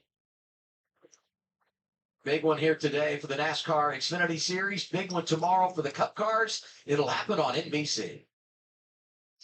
Do not control your fate, whether you're in the front, middle, or the back. There's no safe place. You can literally change it as snap of fingers. might be on fire. Yeah, we're talking. Talladaga's going to have us all nervous. Or you mind, guys, they'll just on us. It's all the whole. Can't avoid the chaos. Go, baby. Can you stand the house, Junior? Holy cow. Holy cow. You can't win the championship at Talladega, but you sure can lose it. Coverage begins tomorrow, NBC 1:30 Eastern Time. Michael McDowell won the pole earlier today.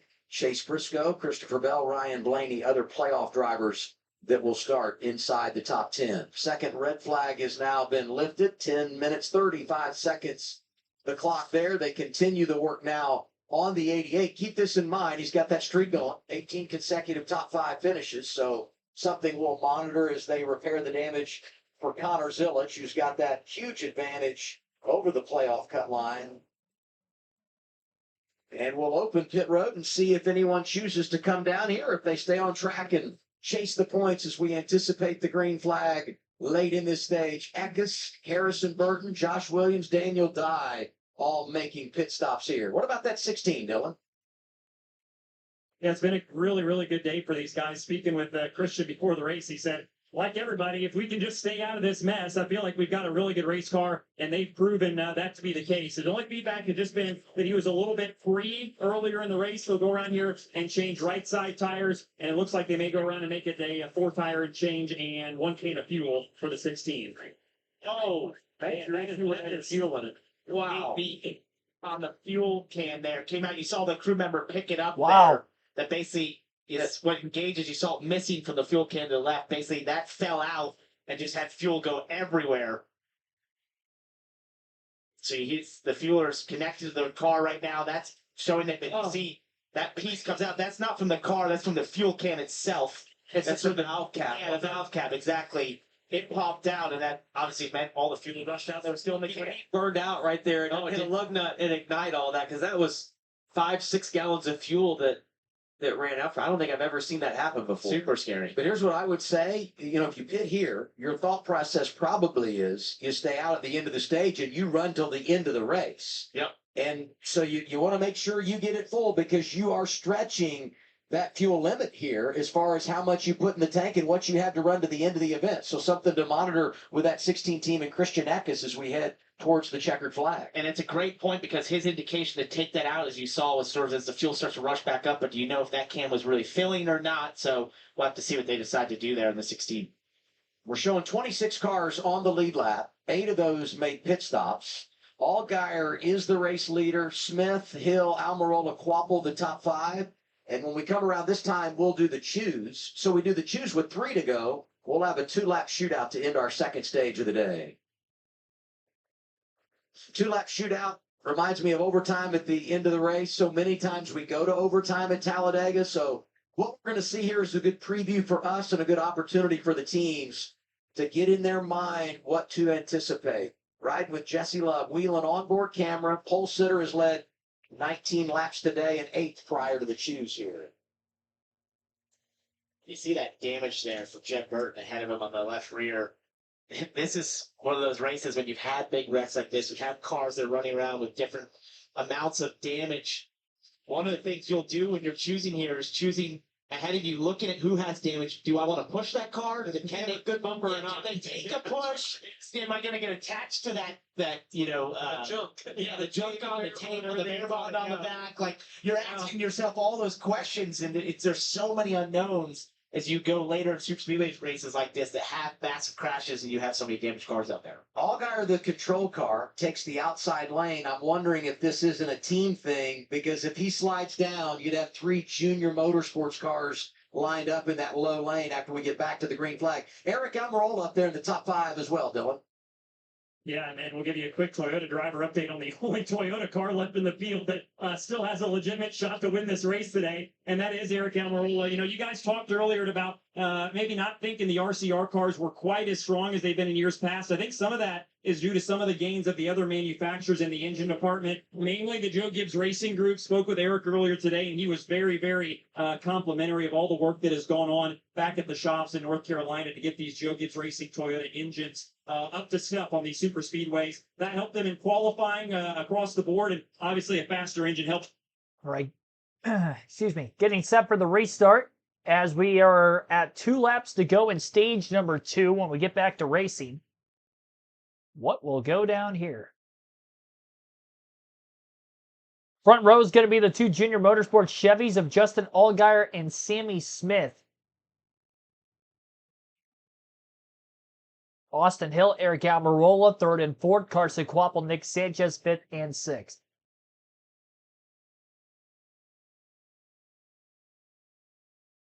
So 2 laps to decide the stage winner. Smith and Allgaier, as we get to go green out of the tri-oval. Green flag is waving. A lot of Chevrolets at the front. 2 JRM Chevys are locked up on the bottom. Quapple is the push car behind Sammy Smith. Austin Hill behind Allgaier up on the high side. One car breaking out of line, trying to go 3 wide to the outside, but nobody going with him. He's up in the speedy dry all by himself. Everybody else stays on the bottom 2 lanes of the racetrack as they circuit through 3 and 4. 1 and 2, sorry. Sammy Smith has lost his Tango partner, and Carson Quapple instead will move to the outside, abandoning Sammy Smith for the moment. And Justin Allgaier gets the push from Hill still to clear. And Allgaier leads into 3 and 4. Austin Hill, who won stage 1. Can he set up to try to make a pass and win stage 2 as well? Allgaier way ahead of the pack. Sammy Smith side drafts a 21 of Austin Hill, though, and that keeps the 7 with a big lead. Out of the tri-oval now, Austin Hill getting a push from Carson Quapple, and Hill may try to make this move on his own. Goes to the outside. Allgaier caught napping a little bit there. It didn't look like he was not only blocking the outside, probably expecting to move down low, but he gave up too much room. And that made life a lot easier for Austin Hill in trying to go for the lead. One of Carson Quapple jamming his car between the wall. And Justin Allgaier doesn't make contact with either or. But staying in that draft with Austin Hill was enough that Austin Hill was able to clear the car to the inside. And off the exit of turn 4 as they head for the front stretch. Hill blocks to the bottom on Allgaier. Quapple with a run, looking to the outside. Austin Hill stays on the bottom into the tri-oval. No run coming and no help for Quapple. Austin Hill will sweep the stages here today at Talladega, winning stage 1 and winning stage 2. Justin Allgaier in the second stage ends up second. Carson Quapple third. Christian Eckes fourth. And Nick Sanchez rounding out the top 5 in pit. 6 was Jesse Love.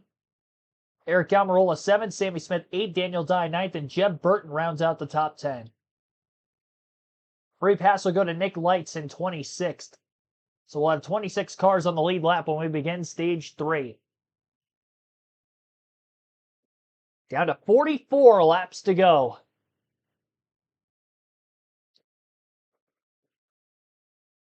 Listening live on KRC to full flag-to-flag coverage of today's race. I didn't have the chat poll open at the start of the race today, so I'll have it open for the finish.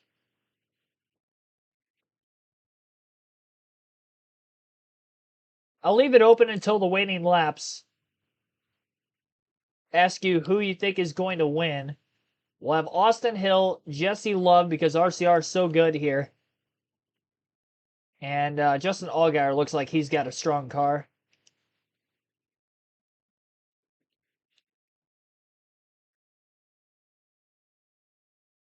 Or somebody other than those three if you don't think any of them will win. So, chat poll based off of what we've seen so far rather than having it open through the first couple stages, only because I forgot to have it open at the start of the race. What I'm not going to forget during stage 2 is the diecast showing. And because we are at Talladega, and the Earnhardt name synonymous with this racetrack, I figured I'd show off a Dale Earnhardt Jr. 2002, I believe? Let me look here. 2002, yep. 2002 Chevrolet Monte Carlo. Oreo paint scheme from the Busch Series year. Always loved the Oreo schemes growing up as a kid. This one is one of the top ones. Again, this is Dale Jr. in the number 3 from 2002. Accidentally touched the screen with the car and it moved me off of the leaderboard. What happened? I didn't even think that was possible. I know this is touchscreen, but I didn't think the car could actually do anything. That's funny. I got too close to the camera. That's the first time I've done that.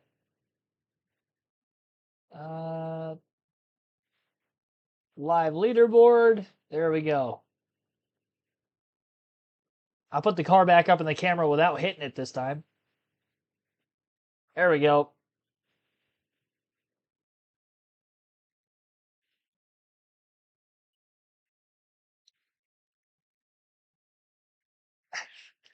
Car touching the screen. I tried to get it close for you guys. It was a little too close. There you go. Number 3. I just like the way the milk is splattered across the trim of the race car all the way around. Nice detail. Who doesn't like a good Oreo? I haven't had one in a minute, but pretty solid. They got Nutter Butter and Nilla Wafers on the contingency sponsors of this car.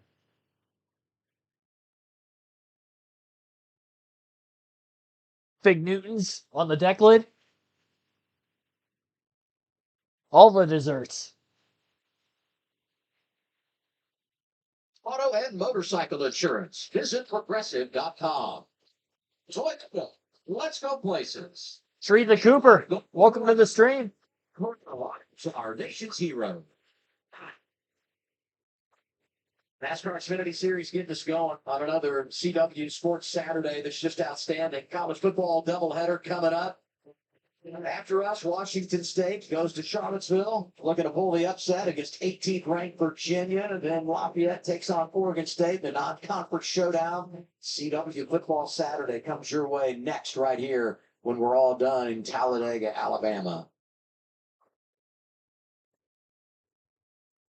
What a day. I mean, beautiful outside. You know, and I would say this, and we were talking about this during the break, just the lack of rhythm that this race has had because of the 2 red flags and, you know, the extended time that these guys have had to sit and wait and ride under caution.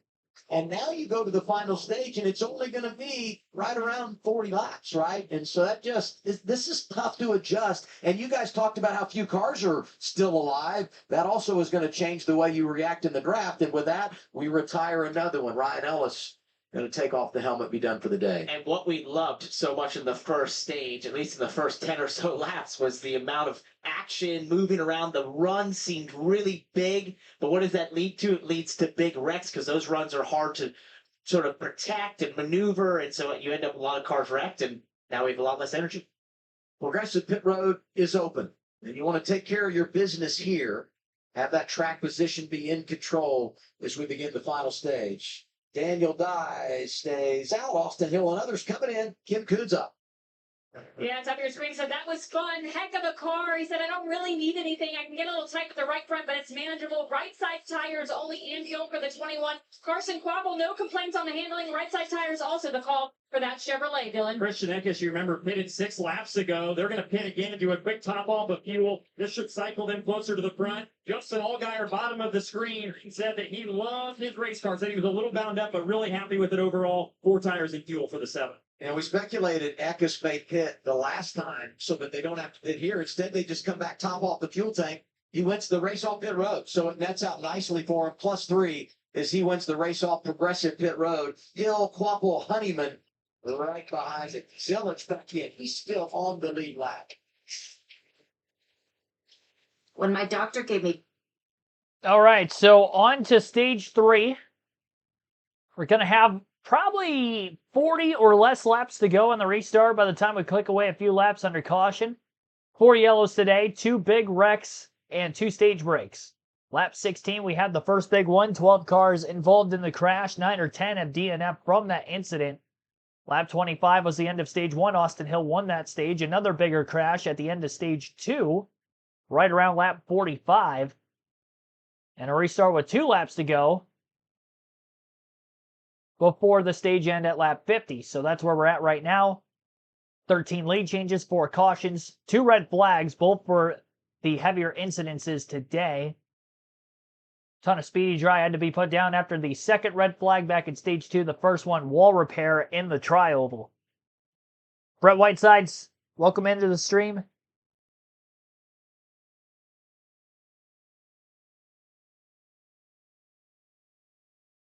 Just over 80 concurrent viewers watching. Appreciate you tuning in. We have hit our like goal for likes on the stream of 50. Right at that number, but be sure to hit the like button if you haven't done so yet. Subscribe for more NASCAR content along the way. Live commentary streams every NASCAR race weekend for Truck, Xfinity, and Cup races. I finished my dinner while both those red flags were going on right there. I got lucky because one of them, I was like, oh man, I might not have enough time for dinner after the stream before I have to leave. And then we had a second red flag, and I'm like, you know what? I can finish my food now. So there we go. Ended up working out. Beef noodles, steamed carrots, pretty good stuff.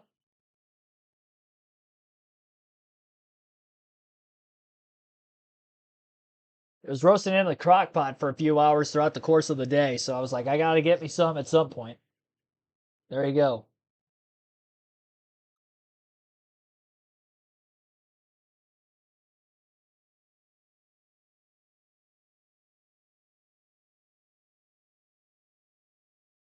All right, so Daniel Dye, Christian Eckes for colleague racing at the front of the field for this upcoming restart. Then Austin Hill in 3rd, Carson Quapple 4th, Leland Honeyman scored in 5th. I'll wait to go through the rest of the leaderboard because I don't think this is the full restarting lineup. Infield packed at Talladega with campers, no surprise. Usually is every year. Should have a nice crowd on hand for tomorrow's Cup race as well. Like we're doing here in the CW garage this afternoon. The highlight is on as we head into the final stage. Be sure to stay tuned for the winter burnout presented by Krispy Kreme and learn how Krispy Kreme can help you fuel up on Monday. Adam? You ever stop when it's in the hot now? Well, I don't lie. Come on, you know you. Why would you have? Why would you have me right here live on the air exposing my bad habits, or maybe they're just my good habits? But You know, I'm I'm surprised there's so many left Yeah. already by this point. You know, I feel like those would just slowly leak away with all the production staff, us here. How about this? Daniel Dye stays out, so he'll be on the front row with his teammate, Christian Eckes. And we talk about those playoff drivers chasing stage points. Allgaier's done a nice job. Jesse Love, 2 weeks in a row, collecting a ton of stage points. Will help keep him well above the cut line. Good day for Quapple. Sammy Smith needed him. Got him as well. It's gonna be interesting to see how it plays out with the tires. 2 tires. Allgaier got 4. Handling was a big deal here earlier this year. You see Allgaier right there, 5th row on the inside, the red number 7. See if he can get back to the front. All right. Restart upon us. Green flag back in the air. Stage 3 is here. 39 laps to go, and the 2 colleague Chevys of Daniel Dye and Christian Eckes are leading the way. Well, pit strategy to get themselves some track position to begin this final stage. Fuel window, we're going to be right on the edge to make it to the end from here. If we see a few more cautions, they'll be able to make it and stretch, but otherwise we might see some green flag pit stops early in the stage like we saw in the truck race yesterday.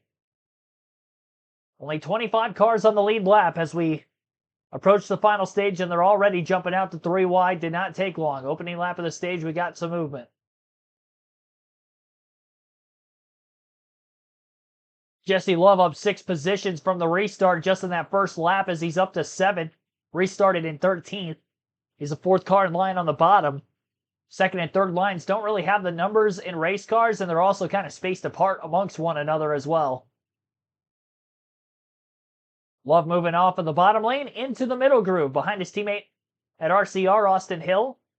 Will they now try to go to the 3rd lane on the outside and maybe hang out the 16 of Christian Eckes? That could be a potential possibility. Randy Brown, welcome to the stream. Pull for Christian Eckes.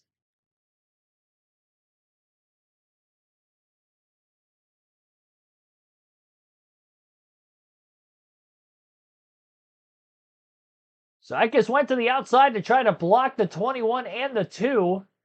I should say the 2 went to the outside. The 21 stayed in the middle. Almirola leads the field now after kind of pulling out of that bottom lane and staying in front of Daniel Dye in the 10 car also.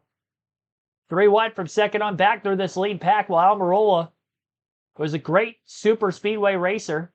2 career wins in the Cup Series level with the Gen 6 car, which is very similar to what this car, the Xfinity Series, is.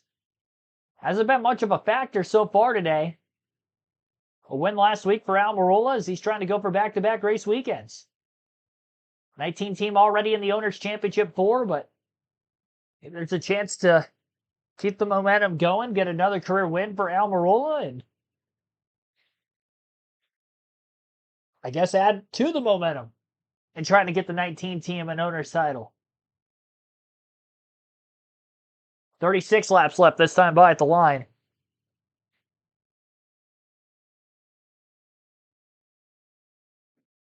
Connor Zilic, by the way, is still in the lead lap, but with damage. He scored 15th out of the 25 lead lap cars. Rides around in the pack, trying to keep his top 5 streak alive. He's in the outside lane right now, and he's just outside the top 10 as he picked up a couple more spots on this most recent lap. No longer 3x3 for most of the field. 2nd on back. They're to double wide again, but it's still the 19 of Almirola leading. Nick Sanchez, who spent a little bit of time in stage 1 up at the front of the pack, is now trying to lead the bottom. And Harrison Burton, who was involved in that early incident, both him and Jeb Burton, knows the tail after being involved in the early crash at lap 16. A lot of bear bond around their race cars, especially for Burton around the back bumper. Might have to be careful giving that 25 a push with that damage. Zilic with a hole that was basically patched with bare bond on the right front fender for most of his damage. Here's the Burt now up 22 positions since the restart. He's up to 4th. He got a great push from behind down the back straightaway after getting loose off of turn 2. Jeb Burton is pushing that 25 car forward. Harrison Burton stays in line with the car right in front of him. Sammy Smith all over the left rear quarter panel. Jesse Love. Love gets loose, has to lift, roll out of the throttle, opens up the bottom. So now Harrison Burton and Jeb Burton now roll from the bottom all the way to the top after the checkup with the 2 car. Still third and fourth, but now right behind the leaders of Austin Hill and Eric Almirola. Harrison Burton giving a push to the 21 on the front stretch. Hill's got to run after Almirola. Fakes low, goes high. Another block to the outside, and Eric Almirola going to get held out and hung out to dry. Harrison Burton in the 25 now goes with Almirola on the back straightaway as he side drafted Austin Hill on the exit of turn 2. A move to the inside. Harrison Burton's all over the place. And now he's going 3 wide for the lead, and his cousin's with him every step of the way. From bottom to top and back to the bottom, Harrison and Jeb Burton 1-2 at the front of the field. 4 wide as Almirola still hung out to dry. Can't find any help until he gets behind Austin Hill in the 3rd lane. And now Justin Allgaier hops out in front of Austin Hill to try to lead the 2nd group of cars.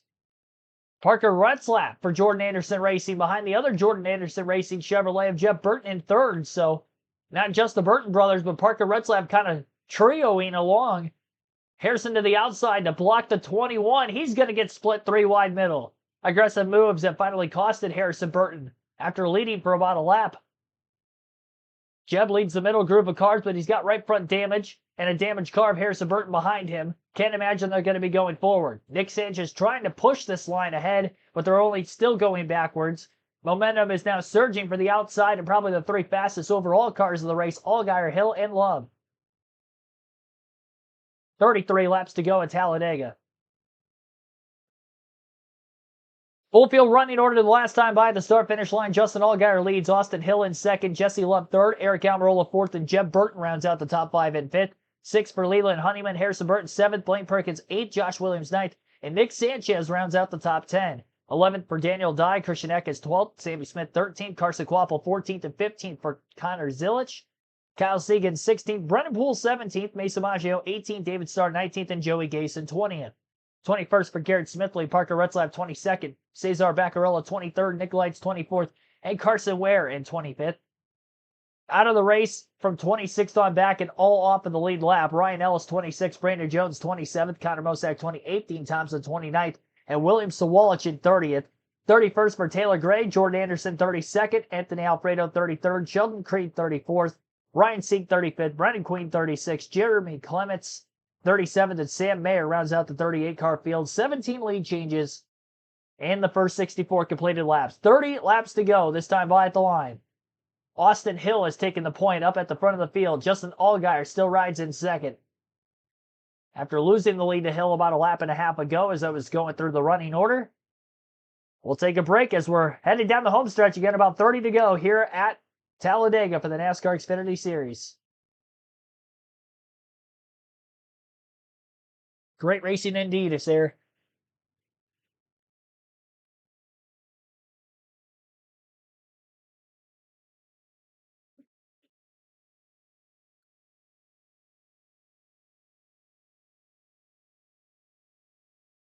Even with less cars on the lead lap, from where we started, a lot of moves have been made in this pack. 4 wide, middle of the tri-oval. 2nd time I've seen that since the restart. Nick Sanchez underneath the 16, but with not as many cars down in the bottom line, all that did was not only mess up the inside line, but that middle groove of the racetrack as well. A lot more cars up near the outside. And behind Austin Hill, who won the first 2 stages of today's race. And so far has only led for 12 laps, despite the fact that he won the first 2 stages. Jesse Love, who's led 19 laps today, has led the most of any driver. Allgaier's led for 11. 4 for Almirola. 6 for Nick Sanchez. Daniel Dye's led for 4 laps. Connor Zilich for 1. 1 for Harrison Burton. 2 for William Sawalich, 4 for Dean Thompson. For all the drivers to lead at least 1 lap in the race today. Quite a few of them spread across the leaderboard. Couple out of the race. Many still in it. Train racing around the outside of the racetrack here with about 28.5 laps to go.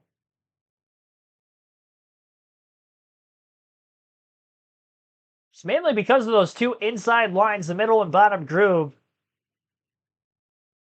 having a lot of lane changing, while the outside, led by also faster cars up in the front of that outside line, just overall we're able to carry more speed, more cars in there, and away they went, now taking control of the race for as much as they can this late in the going.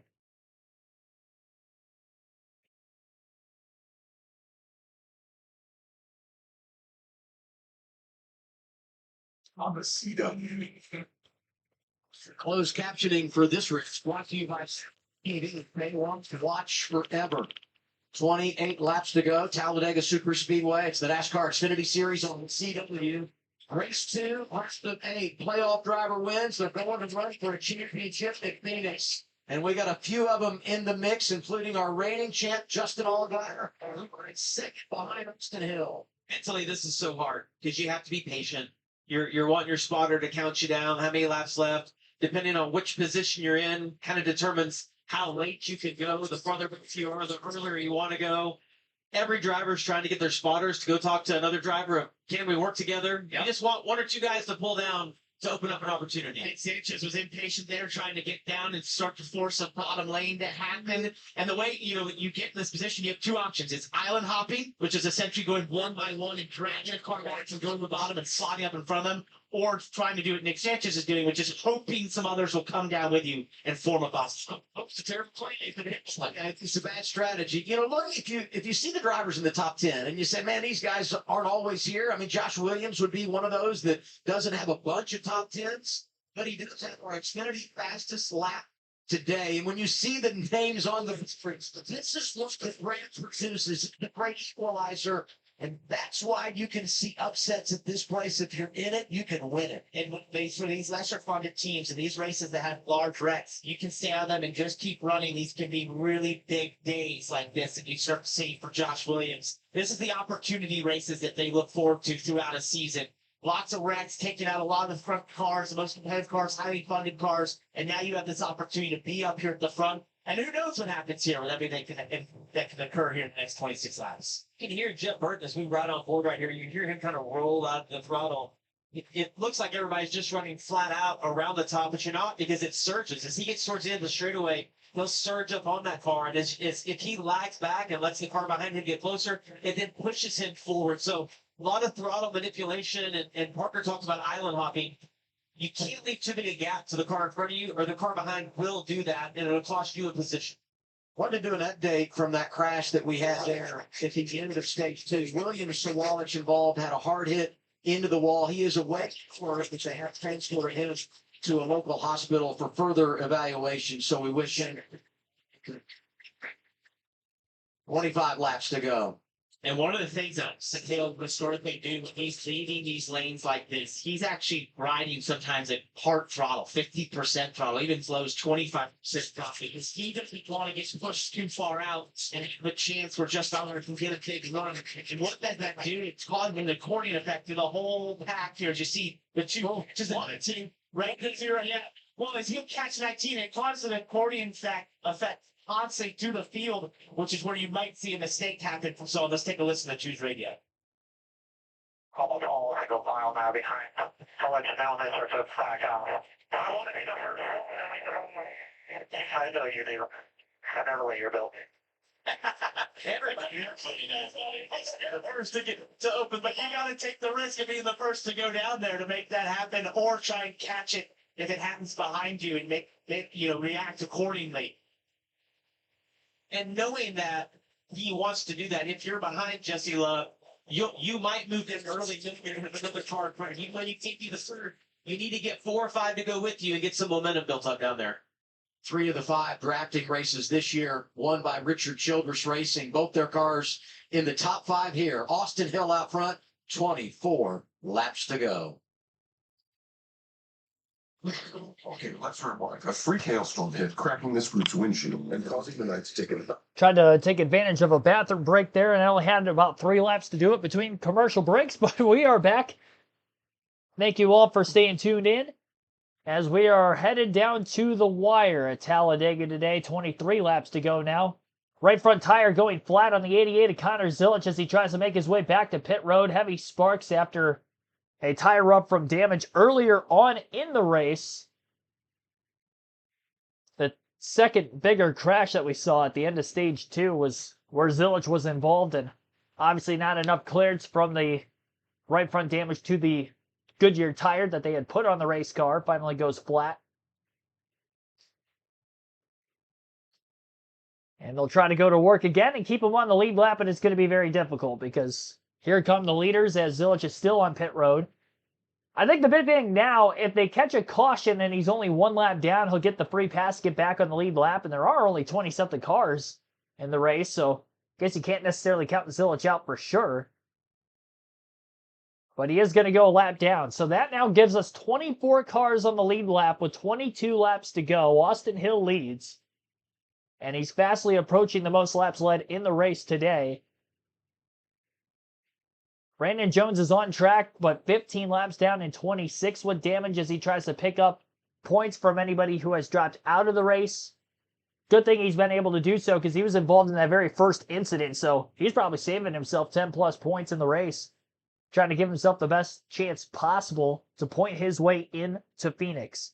Shannon Barker, welcome to the stream.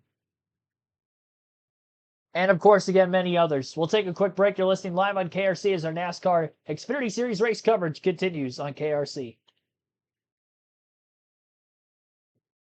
20 laps to go this time by. It is a good one.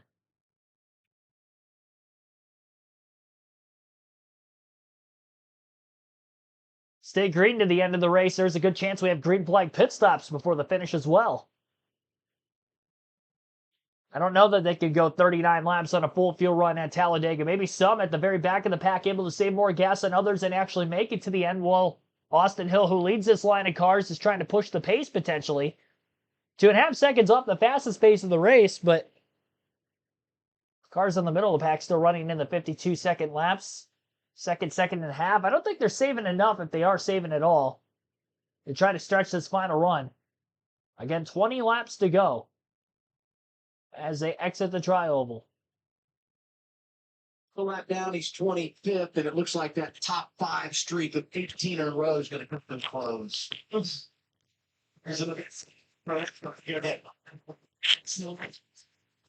Essentially, so not too, not too hard. In 20 straight starts at Zilic, and you think about how things ended here at Talladega in the springtime, and not his day today. Look at Sammy Smith out of line trying to make it happen. Ian Christian Atkins finally joined Nick Sanchez, who had been the lone soldier on the bottom for a while here. And the reason they were gaining so much is the 21 has been backing up this top line. There goes Jesse Love. He said he wanted to lead that bottom line. He is now leading the bottom line. Yeah, I was like, he'll get back up in line right here, draft with that lead group, try to back off and generate a run on the entry to the corner, and then pull back down in front of Sammy Smith. I would say into turn 3, if they can have the momentum right there. Pulls down here. Does he have any kind of a run? A little bit. I think he can that out as well as he wishes. He can slide back up, though. Wow, great job right there. That's the island off that you talk about. You know, it's interesting you try this now, getting out of line, make something happen. And to me, it allows you to learn for later in the race what might be able to transpire, but it also gives you a chance to recover if it doesn't work out, because there is still an eternity remaining in this race. When they come by the start-finish line this time around, it'll be 18 to go. Yeah, well, from a good fact, they're getting impatient. Yes. The time this out, everybody's wanting to be like Jesse, the first one to get to the bottom. And when we see the try shot, when you see the difference, they do that intentionally because they're trying to generate some momentum. When they pull that and make that pass, we've seen a couple of parts that though, but they had to get right back up in line. Not enough people were committed to doing it. And when they do that and try to create those gaps, it gives this bottom lane a ton of momentum here. Shorter distance, even though they don't have the drafting help, they're able to make up distance through the corners and then try to side draft down the straightaways to start gaining some momentum. Sammy Smith's begging right now. Please, someone in front of me, pull down so we can get a line formed. Watch how much ground he will gain when they get to the corner. Because of the distance difference, he'll drive up by 1 or 2 cars. They slow down just a little bit. whether it's from checking up, creating gaps, or just the distance overall. But if he gets back to the straightaway, it might be a little better here because he's got some more snow on the bottom. Keep this in mind. Points are in. Every position is a point, and it's so tight at the cut right now between teammates Sammy Smith, Carson Quapple, and even though they're done, I mean, Mayer and Jones still not too far back as we think about the elimination race at Martinsville, and those drivers, they're going to have a chance to go to Phoenix and run for the championship. 17 left at Talladega, and the mixing has begun. Sammy Smith just needs one or two more cars up there to pull down in front. If one of them can get a run right here on the track and they get to turn 3, pull down and drive up beside Austin Hill, you're hoping you can side draft and pull them back. It's interesting that Sanchez not able to keep up on that bottom row. He's had a good car all day long, but not able to maintain with those other 2 cars up front. And I keep an eye on that orange and black car. It's Carson Quapple. That's Jeff Burton. He was pretty aggressive in terms of pushing. He tried to go at one point with his team, his cousin there, Harrison Burton. It didn't work, but I look at him as one that could be one to drop down. Thought Sammy Smith might have another run here. He has Honeyman behind him, pushing him. Thought he might be able to generate enough of a run to pull back down to the bottom. He's done a great job of being able to work that, though, and then slide back up in the small gaps that are in front of him. Same thing with Jesse Love. Been a wild race today. Couple of big crashes. Produced 2 red flags. Coming inside of 10 laps to go in the stages. Stage 1 and Stage 2. But now that we've hit this final stage, a lot of good drivers eliminated. Let's cars in the group. And we are in the rhythm of the afternoon. And now that we're inside of 15 laps to go this time around, everybody's just side lane, but we know it's just a matter of time before they start dicing once more. We've seen some experimenting. When does the next run come? You can't wait too long. If you do, especially if you're outside the 15 laps to go at Talladega. Austin Hill leads. Justin Allgaier second. Jesse Love third. Eric Almirola fourth. And fifth is Sammy Smith. Sixth for Leland Honeyman. Josh Williams 7. Daniel Dye 8. William Perkins 9th. Carson Quapple rounds out the top 10. 11th for Jeb Burton. Christian Eckes 12th. Kyle Sieg 13th. 14th for Mason Maggio. And 15th is Harrison Burton. Brendan Poole 16th. David Starr 17th. Nick Sanchez 18th. 19th for Joey Gase. Garrett Smithley and 20th. 21st, Parker Retzlaff, 22nd, Cesar Becquerel, and Nick Lightson, 23rd, is the final car on the lead lap. Carson Ware, 24th, a lap down. Connor Zilic now 2 laps down in 25th. Brandon Jones, 15 laps down in 26th. 27th on back out of the race, with Ryan Ellison, 27th, Connor Mosack, 28th, Dean Thompson, 29th, William Sawalich in 30th, Taylor Gray, 31st, Jordan Anderson, 32nd, 33rd for Anthony Alfredo, Sheldon Creed, 34th, Ryan Sieg, 35th, Brendan Queen, 36th, 37th, for Jeremy Clements, and Sam Mayer rounds out the 38-car field. So that is the full field running order. Down to 14 to go. Single file racing here as of right now as we are in the calm before the storm. We'll take our final break. You're listening live on KRC to full flag-to-flag coverage of today's United Rentals 250 at Talladega.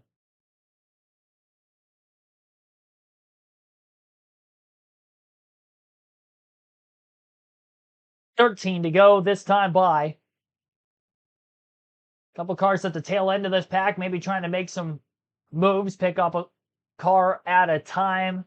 Christian Eckes, who was in 10th, tried to pull out. He's still stuck on the inside and nobody behind him as he side drafted for his life. It was the drinking word in the garage this weekend because if you're playing offense, if you're playing defense, you have to be aggressive with your moves. And I said in regard, if everyone tries to make something happen. Christian Eckes starts down. Nick Sanchez finally has a friend there. They're fighting the side draft here down the backstretch. They can't get anyone to drop down with them. It's such a helpless feeling there as Jeff looks down. Couldn't commit to it. His cousin let him back in line there. Those two worked so well together. He gave him the front earlier. And I think they're trying to sort of set something up where they can work together again. And I don't understand why Sanchez isn't side drafting. He's coming off the corner and staying way down, or if that car's hot, and maybe that's why he's running down there just trying to get air to it, but it's not helping Eckes in front of him at all. Those cars super slow on the straightaway by themselves. This lap traffic plays a huge effect also as you pass those cars. It'll slow down the cars that are initially passing them from the air and allow the cars behind to catch up a little bit. And one of the things that's hurting the ability of Sammy Smith to maybe make a move here, maybe Jesse Love, as you look at who's behind them. You have Leland Honeyman, who has a little bit of left front damage, so he's probably content to be riding right there. Josh Williams, obviously running in the top 10, which is not often for that car. Probably content to be there right now, not trying to make any sort of moves to take them out of that position. And so they're sort of lockstep and not allowing any sort of momentum or cars to drop down that far up. Well, and if you don't have a fast car, your best strategy is to commit to whoever's in front of you. Don't try to be a hero and make the move. If you don't have a quick car, get behind a quick car and follow them through. RCR's led 50 laps today, 31 out front with Austin Hill. He swept the stage. His teammate Jesse Love started on the pole. He's led 19 and rides third. I feel like it's trying to get Phil. If you on the entry to one, you'll see him back up, and I feel like he's intentionally backing up to Eric to try to get that run time out. You'll do that multiple laps in a row to try to figure where you can let up, how much you can slow down, and you're also trying to mess up the rhythm of those two in front because they know you're doing that, so they're backing up as well. But as you see him doing that, that's intentional. That's trying to figure out how much can I slow down. Now I'm wide open. How much of a run can I get down the front straightaway? Can I back up into Eric Almirola, who's right behind me? You're trying to work around and hoping that your plan works when you need it. All right. 10 laps to go at Talladega for Austin Hill. Still single file, as it really has been for about the last 15 laps or so. Got to about 23, 24 to go. They got the single file. They're still staying there at the moment. Austin Hill's clicking away a bunch of laps led. He's the only driver to lead more than 20 laps in the race today. He has led for currently 32. Next closest is teammate Jesse Love with 19 laps led. RCR has had a stranglehold in the Xfinity Series between the 21 and the 2 of Love and Hill over the last 2 years, especially when it comes to super speedway racing and the NASCAR Xfinity Series level. Can anybody beat them here today? Justin Allgaier in second. Split those two cars up for now. Eric Almirola is in fourth and Sammy Smith in fifth, right there behind him as well. Sammy Smith has looked pretty strong in making some moves to get up to fifth place, and again, did win this race last season. One of the very few times that we haven't seen the 21 or the 2 go to victory lane at either Atlanta, Daytona, or Talladega. 8.5 laps left now. Still green. We have not had a caution in stage 3. Fuel going to be tight, especially if we go to overtime. Right, and that's what you're doing if you're in his position, Austin Hill. You're just simply thinking, where's it going to come from? Where's the run? Who's going to make the moves? Where's the line going to happen? We see that some of the cars back there trying to make something happen on the bottom, led by Nick Sanchez. He's been the most aggressive at that throughout this entire run. Jim Burton looks like he tried to get there and help them. That's not working out for him. And as I look back there, I see Eckes, Sanchez, Daniel Dye. Well, why not? You know, at this point, Carson Quapple, for sure. Why not try and help that bottom lane? Get down to the bottom, try to make some of it. Yeah, I get that Hill's position because he's leading.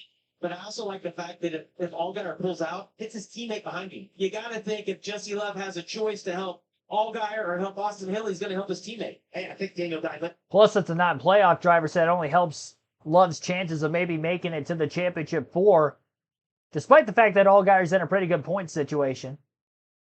I think at all costs, you probably don't want the 8 of Sammy Smith to win, who came in as the 8th seed entering the day.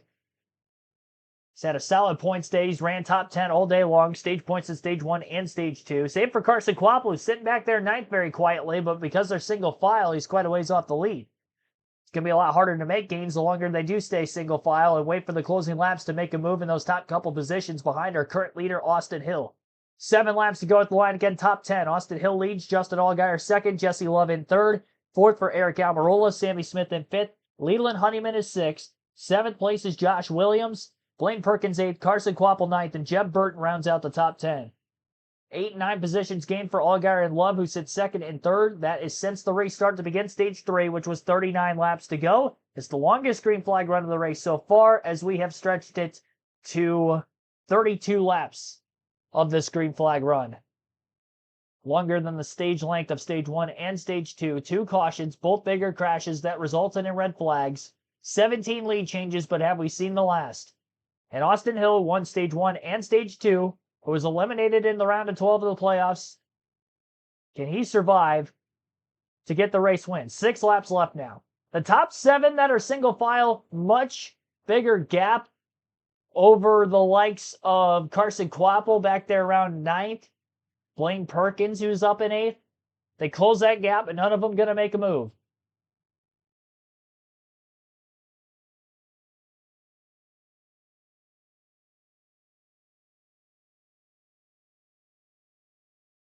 Love is in a spot where he probably doesn't want to give Justin Allgaier any sort of momentum to try to get a run for himself. So Justin's literally going to have to do most of this on his own. He's going to have a hard time if he pulls out to be able to actually get cars to go behind him that are close enough to him that can keep the run going in the right direction. 5 laps to go now for Hill. 5 laps to go. Austin Hill leading. And I think about their regular season, won 3 times, but lost all his playoff points when he was suspended for that rough driving incident. And that loss of playoff points, even though he made the playoffs, he didn't throw some lean on it the whole season. So he failed to advance from the to the right. He's been eliminated. He said, my focus is go out and win races down the stretch. And that 21 car still a part of the owner's equation when you talk about the championship side of things. So something to race for as he comes back to 4 to go. If I'm the 7 car, I'm going to watch my outside. Jesse Love's notorious to get to your outside. He's got a lot of momentum. His teammate in front of him. You got to protect that. I saw the last time through. Oh, you see Blaine Perkins really loose right. Yeah, Eckes trying to pull out a line after Perkins got loose, and Eckes is going to get the shaft as he goes to the tail end of this long line of cars. Again, 23 cars are on the lead lap. Of those that are in this lead draft, they only really consist of... Actually, it looks like all 23 of them are in the lead draft, but because they're single file, 23rd's 2.7 seconds out of the lead with 4 laps to go. Nobody making a move on the backstretch up inside the top 10 positions as they still continue to stay single file. If we get to the white flag, the next flag would end the race, whether it's the yellow or the checker. We are getting very close to that point. Eckes is still on the inside line. He's got Nick Sanchez and it looks like Harrison Burton behind him. Only 3 cars in that middle groove. And that is, again, right back around 10th. 3 to go. Hill, Allgaier at the front. Does Allgaier wait for the final lap to make a move? Well, 5 cars down on the bottom lane of the racetrack, but still about 10 cars out of the lead. Big gap being built on the back straightaway inside the top 10. Will somebody get a run this time into turns 3 and 4? One car has a run, looks to the inside. That's Jeb Burton in the 27. Gets by Josh Williams and Blaine Perkins as he is on the inside still underneath the Leland Honeyman for about 6th. 2 to go at the line this time by. Into the tri-oval. Jesse Love backing up. Is he going to try to get a run? Almirola gets a push. Almirola all over the place. Might have shuffled Jesse Love out of line and came off the wall just a little too much. Love is underneath of Almirola for 3rd. Almirola tucked under the back bumper of Allgaier. Sammy Smith moves to the middle. Nobody to go with him. Almirola down the block. Contact and another wreck. Hard into the wall. Almirola almost goes up and over as he slams driver's side door first off of turn 3 after a bad block on Sammy Smith in the middle lane. I don't know that anybody hit him, but a violent impact against the wall. Caution flag is out with 2 to go, and we will be headed to overtime, where fuel is going to become a major question for these teams. Yeah, just a really hard, awkward hit. But they got the track. Yeah, it was. They were trying. The 8 of Sammy Smith went to the middle, got caught there, tried to slot back in, caught the 19 at the same time, and turned the 19 into the 27, who he ricocheted off of into the wall. Damage for Jeff Burton, looking for his third win at Talladega.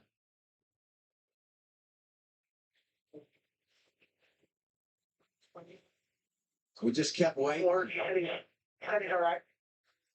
Kept waiting for that move to be made. And then once everyone started going, just couldn't get synced up. That's what shot Almirola out of line and brings out Our 5th caution of the day.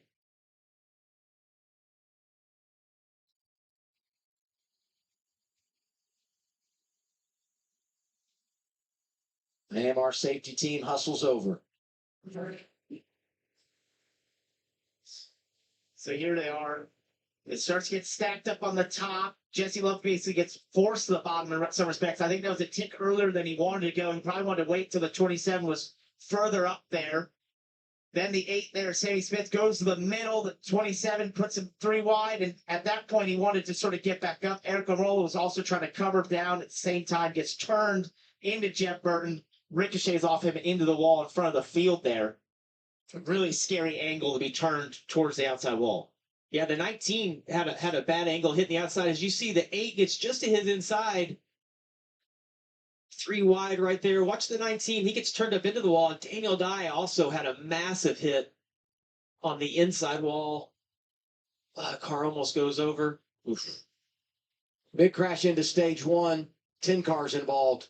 The crash toward the end of stage 2 collected 6 vehicles and 5 cars. A part of this one that will lead us to overtime to finish things at Talladega. And the headliner, Eric Almirola, running up front, turned hard into the wall. And as we talked about, nearly went up and over in front of the traffic that was driving by.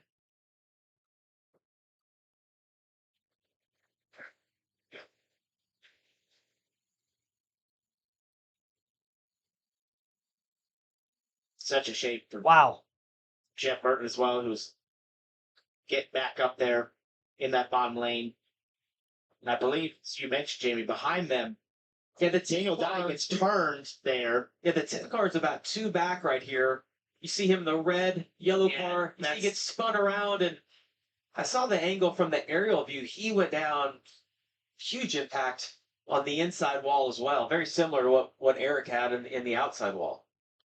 Who did? Maybe see it a little better from this perspective. Watch the 1 car as well back there. He barely sneaks by. One of our playoff drivers sees all this. Oh, Daniel Dye. Daniel Dye right here. Watch this impact right here. Wow.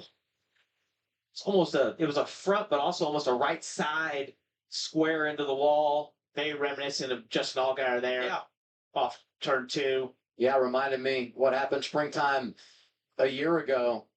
Yeah, that was at the end of stage 1 when Allgaier hit the wall so hard. I think that Daniel saw the wreck and started to slow down, and Sanchez was behind him. Just didn't see what was going on right there. So right on board with Jeff Burton, we'll see his perspective. You see Sammy Smith moving down. Jeff was just kind of along for the ride. Yeah. What he saw was the 19. He didn't know the 19 was going to get hooked right there by the 8. This is right on board with Daniel Dye. You're going to see he slows down. As he does, he gets turned and huge impact.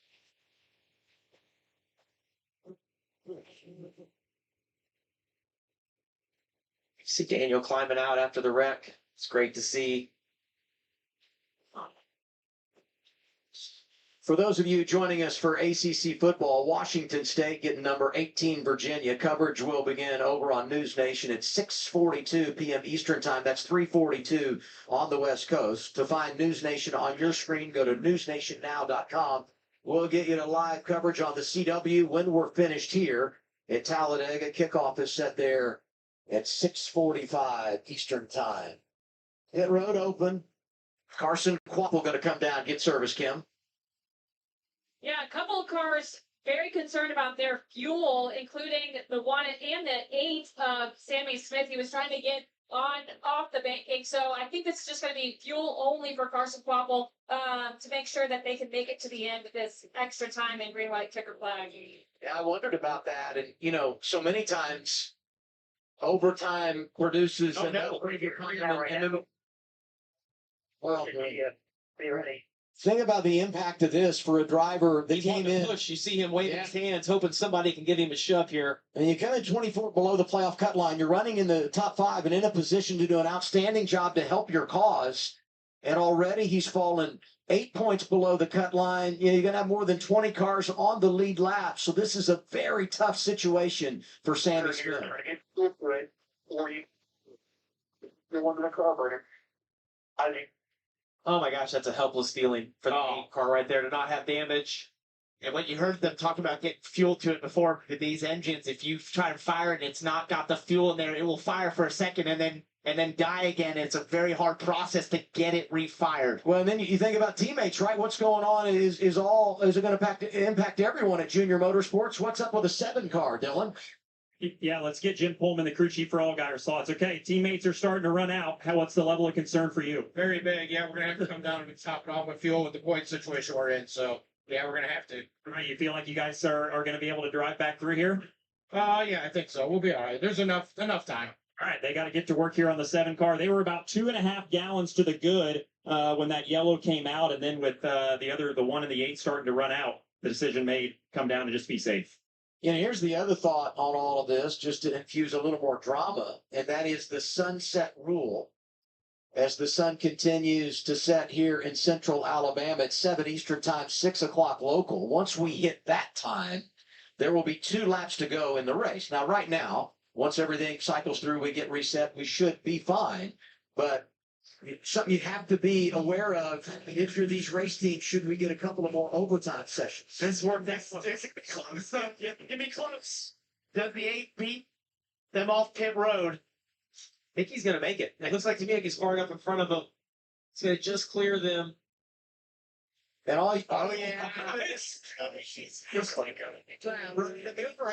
just got to be able to make that work, and he does. He got to push just in time, and he had to be incredibly patient there because you can't just plug it in and start to fire the motor. They have to make sure it has fuel pressure and then fire it, otherwise it'll die. Yeah. You see, Jesse Love, they're going to go on offense and take tires since they had to come for get coffee and saved enough. But then as that caution came down, or under the pace laps, the caution laps, he did say he lost fuel pressure. So better safe than sorry, they're going to fill it up. So Jesse Love pits. Let's get his team radio. Here's Austin Hill.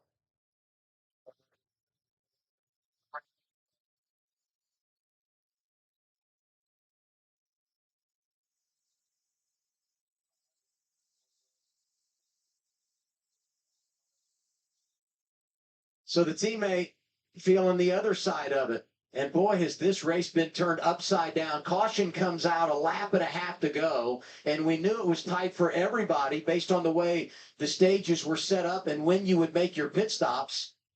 And because we've gone to overtime running these extra laps, it has compromised the situation for a lot of these race teams. Well, historically, when you're riding a line up top like you do there, that's when these teams will save a lot of fuel. You're able to ride partial throttle. You can extend it very far. We see that at Atlanta often. So going into NASCAR overtime, we've got some drivers running out of gas. It looks like under caution. Justin Allgaier just about to hit pit road, or already did. Sammy Smith ran out of gas under yellow. Austin Hill is down on the apron. He's probably going to lead a lot more cars in. Does anybody try to stretch it on fuel, stay out who wasn't anywhere near the front? Or maybe somebody who was saving gas more at the tail end of this lead pack. And 23 cars on the lead lap. And that was before this incident that took out a few more. Almirola, Jeb Burton, and Daniel Dye. So now we're down to 21 cars on the lead lap, and one of them is still Jeb Burton. Hardly anybody comes to pit road that time, and I'm shocked. I don't know when they're going to get the 1 to go signal.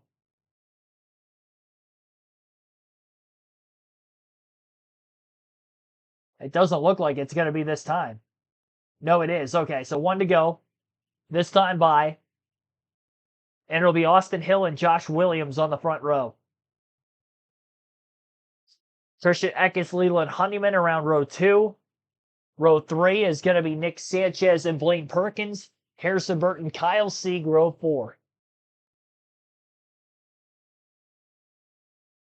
In row 5, Garrett Smithley, David Starr. What a top 10. Can Austin Hill make it on fuel to the end in a race that he has dominated, winning the first 2 stages, leading the most laps, and now with the extra laps in overtime, the 37-lap green flag run before this caution, he's definitely cutting it close on fuel, that's for sure. Coming down to the wire. Be sure to hit the like button if you haven't done so on the stream yet. Subscribe for more NASCAR content, live commentary streams like this every NASCAR race weekend. Cup racing tomorrow will begin at 3:30 p.m. Eastern live right here on the channel. As to where you can watch tomorrow's 500 miles at Talladega for the NASCAR Cup Series. 2-lap shootout. Once a leader takes the white flag, next flag ends the race, whether that's the caution or they get back to the checkers. But what the top 10 definitely does not want to see, caution before we get the white flag, which means another restart. We have unlimited attempts, and with the fuel question marks for all those drivers in the top 10, multiple overtimes could be disastrous. Here's 21 radio. Obviously, we have to go bottom just because.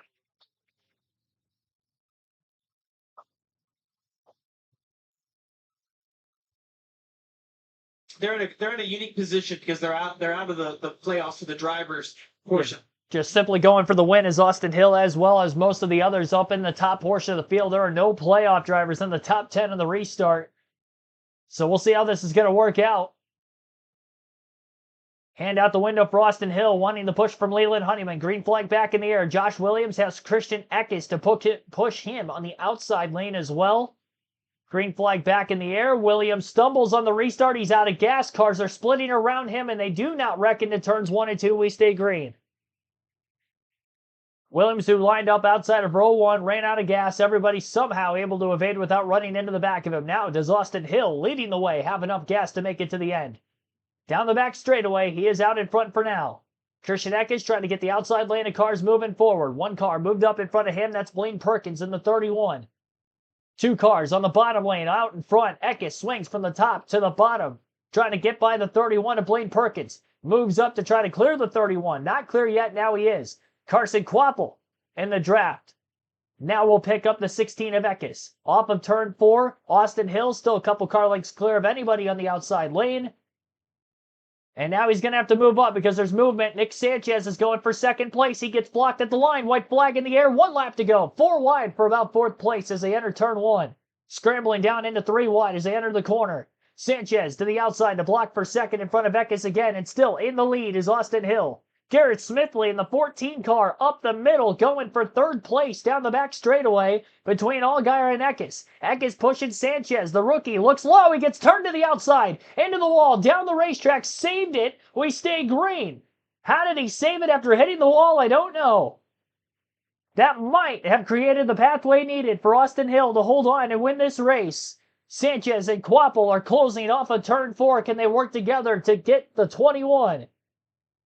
High, low, nothing going for the 16 of Eckes. Quapple to the outside will go for second place. He's got to run. Can Quapple swing by the 21? Hill blocks low. He blocks high. Checkered flag. Austin Hill wins at Talladega. Carson Quapple second. Justin Allgaier third. Christian Eckes fourth. And Cesar Baccarella with a top 5 run in 5th. Blaine Perkins in 6th. Parker Retzlaff 7th. Leland Honeyman 8th. Sammy Smith 9th. And Jesse Love will round out the top 10 on fumes. Austin Hill holds them off. Low fuel, wins the race. What a gamble, and it paid off. 4th win of the season for Hill in 2025. And we still don't have anybody locked into the Championship 4 going into Martinsville next week, at least based off of wins. We'll have to wait on points and what that will look like exiting this race. Outside of the top 10, Nick Lights finishes in 11th. Garrett Smithley, who was 5th down the backstretch, fell back to 12th, coming to the checker. Harrison Burton at 13th. Josh Williams, 14th, who stumbled on that restart, was able to actually get the car rolling eventually to finish 14th, 1.8 seconds off the lead, but no shot at the win there out of the restart zone. Kyle Sieg finishes 15th. Joey Gason, 16th, 17th for Jeb Burton. David Starr, 18th. Brennan Poole, 19th. Nick Sanchez, 20th after that crash on the final lap. Carson Ware, 21st. And he was the last car to finish on the lead lap. Mason Maggio, a lap down in 22nd. Connor Zilic, 3 laps down in 23rd. And 24th on back, for the most part, DNF'd outside of Brandon Jones at 26, who finished 16 laps down. Almirola, 24th. Daniel Dye, 25th. As mentioned already, 26th. Brandon Jones. Ryan Ellis, 27th. Connor Mosack, 28th. Dean Thompson, 29th. And William Sawalich in 30th. 31st for Taylor Gray. Jordan Anderson, 32nd. Anthony Alfredo, 33rd. Sheldon Creed, 34th. 35th for Ryan Sieg. Brendan Queen, 36. Jeremy Clements, 37. Sam Mayer rounds out the 38-car field. Well, what a wild start to the weekend. Truck Xfinity race is in the books. Again tomorrow, 1:30 p.m. Eastern, will be live for the Cup race. Right here on the channel.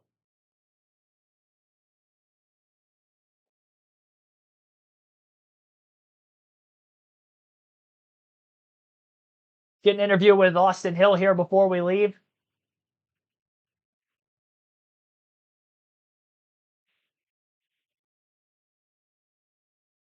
So Connor Zilic on points is locked into the championship 4. Based off of the amazing regular season and playoff run he's had so far. Fuel mileage of the equation, but it doesn't matter what you throw at him. Austin Hill always finds a way into drive. For a second, straight. Back-to-back wins at Dega, the first of his career at this racetrack, despite how good of a super speedway racer he is at the Xfinity level. Won all 3 stages here today. Mitz and Cal, thanks for tuning in.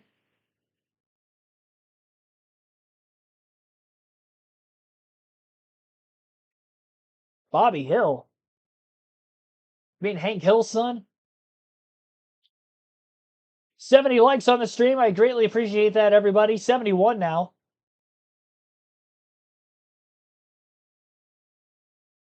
Five cautions in today's race, 17 lead changes, 2 hours, 1 minute, and 30 seconds total time on the race, about a minute longer than yesterday's truck race, which also went to overtime.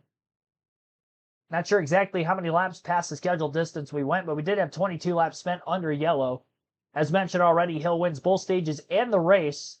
48 out of the originally scheduled 94 laps were led by Hill today. Quapple didn't lead a lap, but finished in second. Strong run for him. 11 laps led today for Justin Allgaier. Jesse Love led for 19. After starting on the pole, he finished 10th. 1 lap led for Harrison Burton. Nick Sanchez led for 6. 1 for Connor Zilic. 4 for Eric Almirola and Daniel Dye. As well as Dean Thompson also leading 4 laps. 2 for William Sawalich. And that rounds out the field there. Waiting to get an interview with Austin Hill on the other side of the commercial break. And then we will go through the point standings entering next week as well. And that will wrap up the stream. So again, 1:30 p.m. Eastern tomorrow afternoon, we'll be live for the NASCAR Cup race at Talladega. Not sure exactly when I'm going to get the finish of the NASCAR 25 race for the Truck Series season opener at Daytona. And Xfinity racing will be upcoming eventually as well. That boy ain't right, yeah. Oh, that boy ain't right. I don't have a good Hank Hill impersonation. Well, that boy ain't right.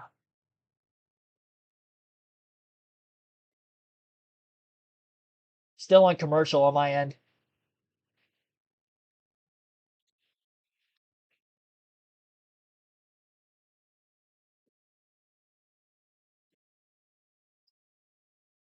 Mini post race, it looks like. As we await our race winning interview with Austin Hill. I think he led every lap of stage 3.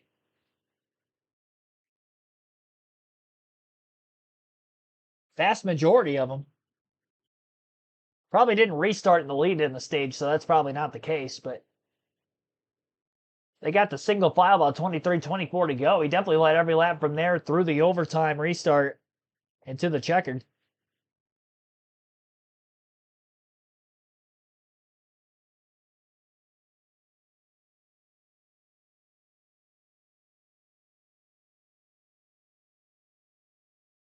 We coming back from commercial yet? Nope. Long ad break.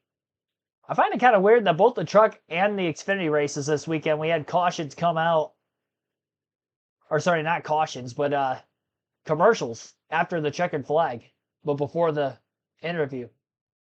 Kind of cool, though, that we're getting the interviews in Victory Lane. I'll give them that. That's twice that's happened. You know what? I wonder if they're doing that for Talladega just because of issues that we've had here in the past. Who knows?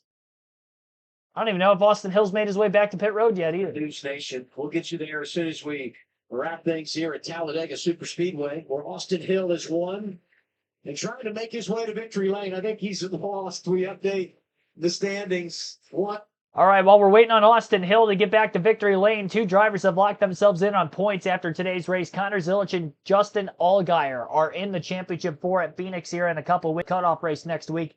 Carson Kvapil, after a runner-up today and a lot of stage points, ends up plus 11 above the cut line. Sammy Smith, who came in minus 24, leaves minus 11. Not bad for him. Brandon Jones minus 20 despite an early crash. Sam Mayer, who was DNF'd and finished dead last with no stage points today in that lap 16 big one, is 22 points below the cut line. And Sheldon Creed minus 41. Creed, more than likely, must-win situation. As for everybody else, though, they can still point their way in ahead of Carson Kvapil. It's not impossible. And again, Allgaier and Zilich locked into the championship 4. So 2 spots remain available with just 1 race to go. 6 drivers vouching for those spots. Here is the second place finisher, Carson Kvapil. And then where there is and stuff. And, we were able to jump up right away on the start and gain a few rows by rolling the top. We had some help behind us that was kind of propelling us through the field. And once you get racing in the top 3 like we were, or top 5 like we were in there in the last lap, it's really anybody's race to win, right? Obviously, I think the favorite is the leader, obviously, but whenever you have a big run of that, the 7 did a great job pushing me about 16 and almost getting me to 21, but just can't thank these guys enough on this. Johnny Morris, Bass Pro Shops, Clarion Technology, Chevrolet. They brought me a car as fast as Xfinity Mobile all race, and I honestly think JRM really improved our speedway stuff since the last time we were here, and we all qualified almost in the top 10, which is not abnormal for us, but definitely a step in the right direction. So just can't thank everybody enough on this team for giving me a really fast race car, and it sucks coming up second, but we really swung the points quite a bit today. Yeah, the day that they needed for sure. Even though it's not a win, still a really great day. Kvapil in a good spot heading to Martinsville next week. That's his third. Still waiting to get to victory lane with Austin Hill. Again, once that happens, then you'll get an interview with our race winner before we go off of the air. I really hope they're not going off the air yet. I think there's a college football game coming on at 6:45. Here's Austin Hill in victory lane. Hill getting out of his car in victory. Simon Screw sweeps the Talladega races for 2025 and does it under the pressure of not only overtime but a fuel situation. Your teammate and a number of other top contenders had to come down for fuel. How nervous were you in the closing laps that you were going to run out? Honestly, I really wasn't that nervous. As soon as my crew chief Chad said that we should have at least 2.5 gallons, I knew I was saving fuel, leading. We slowed the pace down a lot, leading the pack, and nobody was really making a move. So I was like, well, if we get a late race caution, I might as well just keep saving here. And so I thought that we were going to be close, but I thought that we were going to make it. I started having some fuel pressure issues like some of the others. I dropped down the apron and immediately came back up. That was one reason why I chose the bottom, but the bottom had been good all day. So, man, I can't thank all these guys enough, though. On this 21 team, our Bennett Chevrolet was as fast as Xfinity Mobile all day. Everybody at RCR, ECR engines are so strong every time we come here. I wouldn't want to have anything else under the hood. But with how my last part of my season has went, without how the last half part of my season has went, with everything that's went on. RC coming in for a hug. Good, great job, buddy. But with everything that's went on and getting knocked out of the playoffs, I knew I was still in the Owners Championship, and that's one thing I want to do for that man right there, Richard Childress, is get him an Owners Championship. If I can't get the drivers, we at least got to get the owners. So, so special. Always fun to be on these super speedways and to win here at Talladega back-to-back. That's something really cool. Double-digit wins for Austin Hill on drafting tracks. Fourth win of the year for Austin Hill. Gets the sweep at Talladega next Saturday night. We'll go for the sweep at Martinsville. All righty. Well, that's going to wrap up today's live commentary stream for the NASCAR Xfinity Series United Rentals 250 from Talladega Super Speedway. Hope you enjoyed today's live commentary stream. And as always, again, be sure to like and subscribe for more content along the way. I'll be back at it tomorrow at 1:30 p.m. Eastern. Not sure when I'm going to get to the NASCAR 25 finish of the truck race, but when I do, it'll be on the same stream as the Xfinity Series race from Daytona, as well as we kickstart that season. So just be on the lookout on the community tab for that. I'm not sure when I'm going to be able to finish. Just didn't have enough time between streams today to try to get it done. I thought qualifying was going to be done a little bit sooner for the Cup Series earlier, but it was not. Thanks for watching today's streams, though. Doubleheader for live commentary, and 500 miles still to go yet tomorrow. Congrats to Austin Hill. Have a good night, everybody.